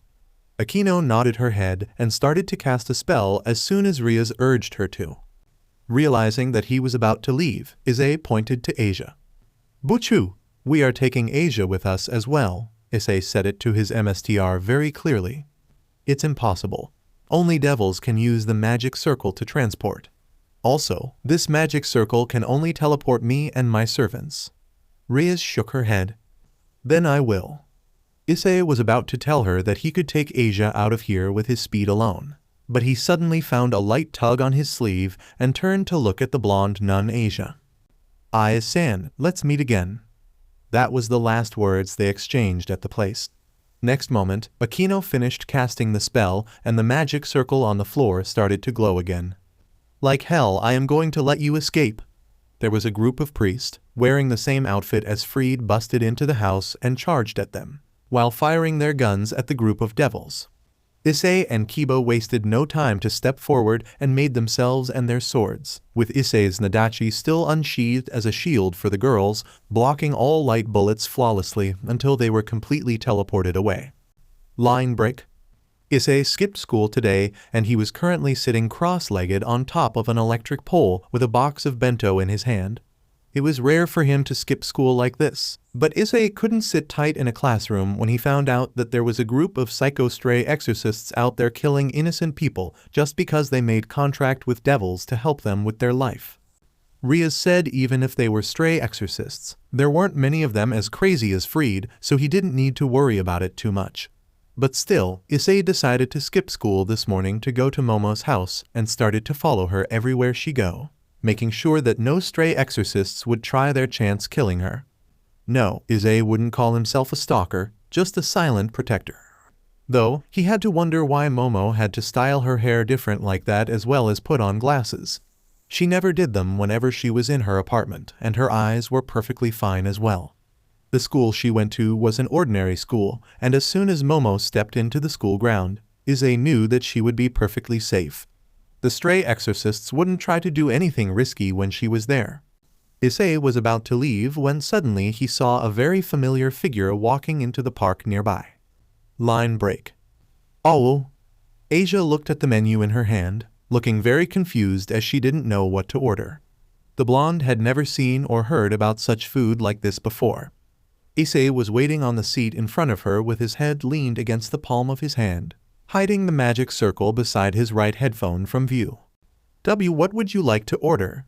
The employee asked in nervousness. She didn't know how to handle this situation. It was lunchtime already, and Issei had taken Asia to a fast food restaurant at the business district, a place that he had never come before. Issei couldn't believe that Asia had never come to this kind of place before, and she was having a strong time choosing her meal. Even a normal person could understand how order a meal work. Issei had offered his help, but she only replied proudly, "It's fine, I will manage it somehow." And so, she kept wondering what to choose, and the fact that she didn't know how to speak Japanese seemed to make things more difficult to the nun. "She will have the same order as me." He didn't feel hungry much since Issei just got his lunch a few minutes ago, but he did order for himself a hamburger and a cup of water. "Okay." The employee took the order and walked away. "Oh, I'm ashamed. I can't even buy a single hamburger by myself," Asia said with a down expression. "Don't worry," Issei said, making Asia looked at him in confusion. "All you need to do is get used to Japanese, then you can order whatever you want." Right, Asia nodded her head rapidly at that. The food soon arrived and Issei was about to grab his hamburger, but stopped when he saw Asia was taking a really good look at the hamburger and wasn't eating at all. Rather, she was wondering how to eat it. "You don't like them?" Issei asked. He could see that she liked the burger but didn't know how to eat. So after making sure that no one was looking, Issei stood up from his seat and picked up the burger, showing Asia the way to enjoy a hamburger. "Here, you can eat it by taking the wrap off like this." Issei opened the paper wrap before giving the hamburger to Asia. "No need for spoon or anything, just use your hands." There's actually a way to eat like that. Amazing." Issei nodded his head as Asia gently took the food from him.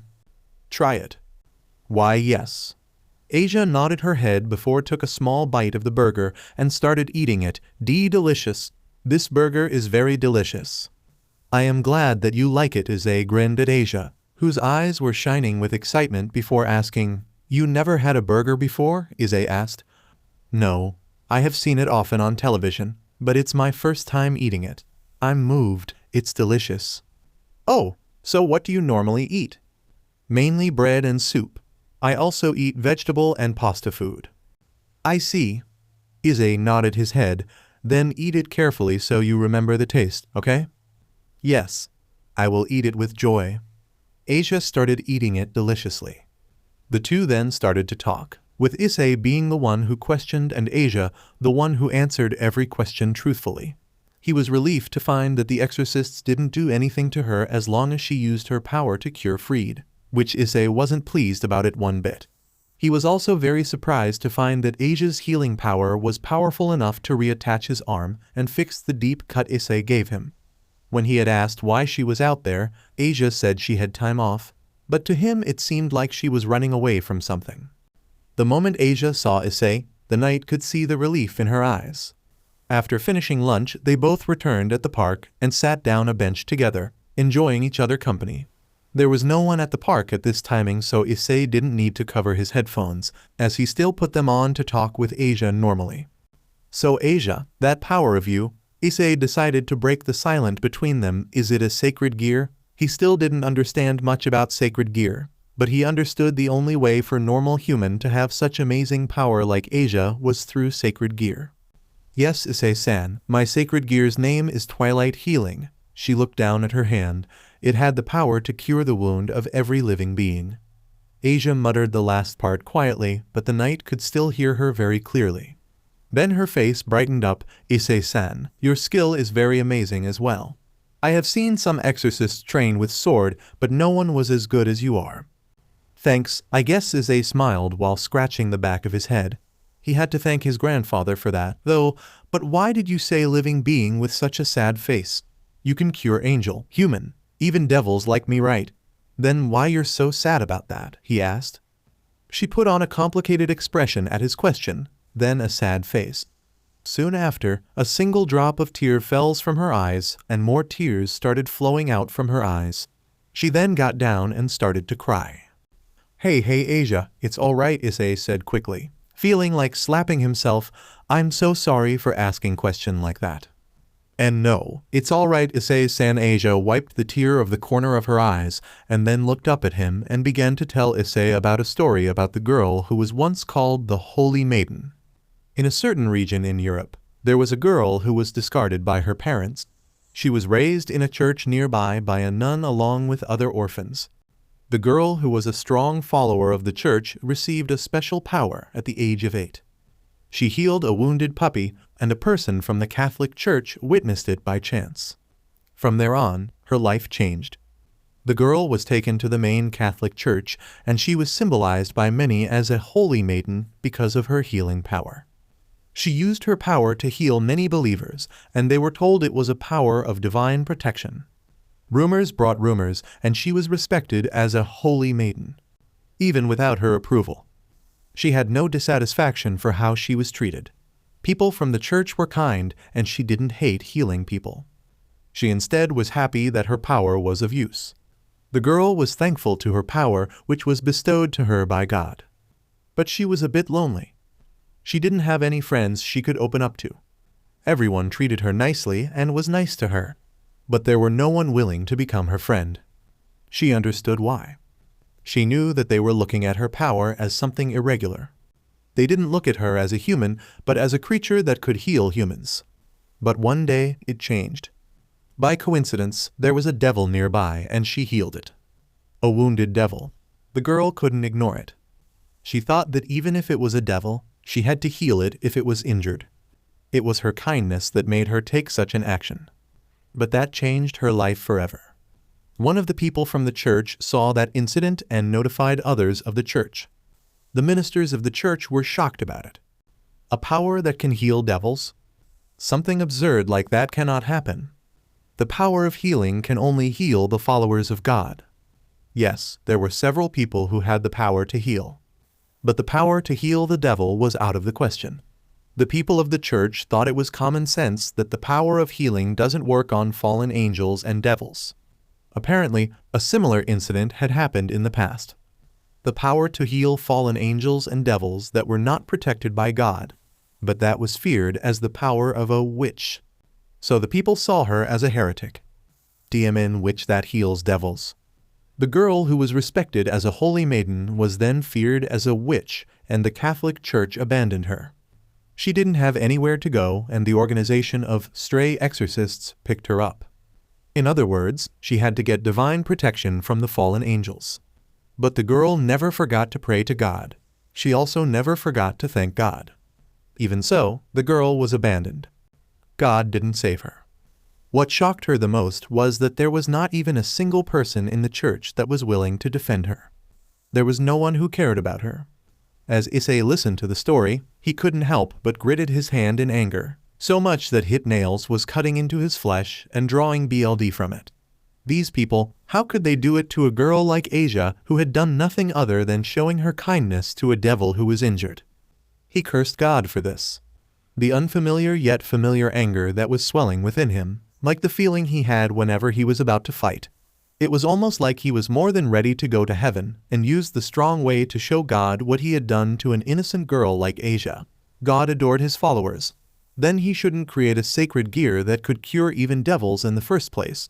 Wasn't he the one who bestowed sacred gears to the human? It's because I didn't pray enough. It's because I'm clumsy. I'm so stupid that I can't even eat a burger by myself. Asia wiped her eyes as more tears were falling down her eyes while laughing softly. This is also a trial that the Lord gave me. Since I'm a clumsy nun, the Lord gave me this trial. So I have to endure it. As if she was talking to herself, Asia looked up and stared at the sky above her. I'm sure I will make lots of friends one day. I have a dream. I want to go buy flowers with a friend, buying books and talk. Asia trailed off as she looked at Issei. Then she saw blood was dripping down from his hand and gasped in shock. Issei-san, your hands. Asia quickly took it and used her power. A green light appeared around it, and the wound where his nails had caused slowly healed up. Asia, I will become your friend. No, we are already friends. Asia sat there looking puzzled. Why? It's not why. We talked, right? We laughed together, right? Then you and I are friends. A human, a devil, or God doesn't matter. We are friends. Is that a pact with a devil? It's not. Asia and I are going to become actual friends. We will put other things aside. We will talk when we want to. We will play when we want to. And yeah, I will also go shopping with you. Whether it's books or flowers, we will go shopping much as you want, okay? Even Issei knew that he sucked at these kinds of things, but that was the real words that came from the bottom of his heart. He had never made friends with anyone before. Raynare and Rias were the one that came to him. But now, he would make it an exception. If that was what he could do to help this girl, then he would gladly befriend Asia and protect her with his life, just like he would with any of his friends, his MSTR. But Asia put her hand on her mouth and once again started to shed tears. Though, this time her tears didn't seem sad. San, I have no common sense. We could learn by going around the city. If you go around looking at different things, you would learn eventually. I can't speak Japanese. I also don't know about its culture. I will teach you. I will even make you speak using a proverb. Leave it to me, he said. I also don't know what to talk about with a friend. Did you know that I was once like you? A guy who didn't know how to talk to others and befriend them? Issei asked, and Asia gasped in shock. You are even better than me back then. You talked to me normally for a whole day, right? That was fine. We were already talking like friends. He asked with a smile. Asia, will you become my friend? She nodded her head furiously. Then, let's get along from now on, Asia. Asia's face then broke out in an appealing smile and nodded her head. She was touched by his words. Everything was going to be all right now. She didn't care about that incident anymore, and she wouldn't care about how painful that past was. All she cared about was staying at Issei's side forever. There you are, Asia, there was a voice. It's time for the ritual. Let's Issei-kun. Issei sprung around than any eyes could follow when he heard that voice. Raynare-sama, Asia muttered in shock as seeing the young black-haired woman approaching them. Raynare-chan? But Issei immediately found Raynare wasn't the only one that was coming.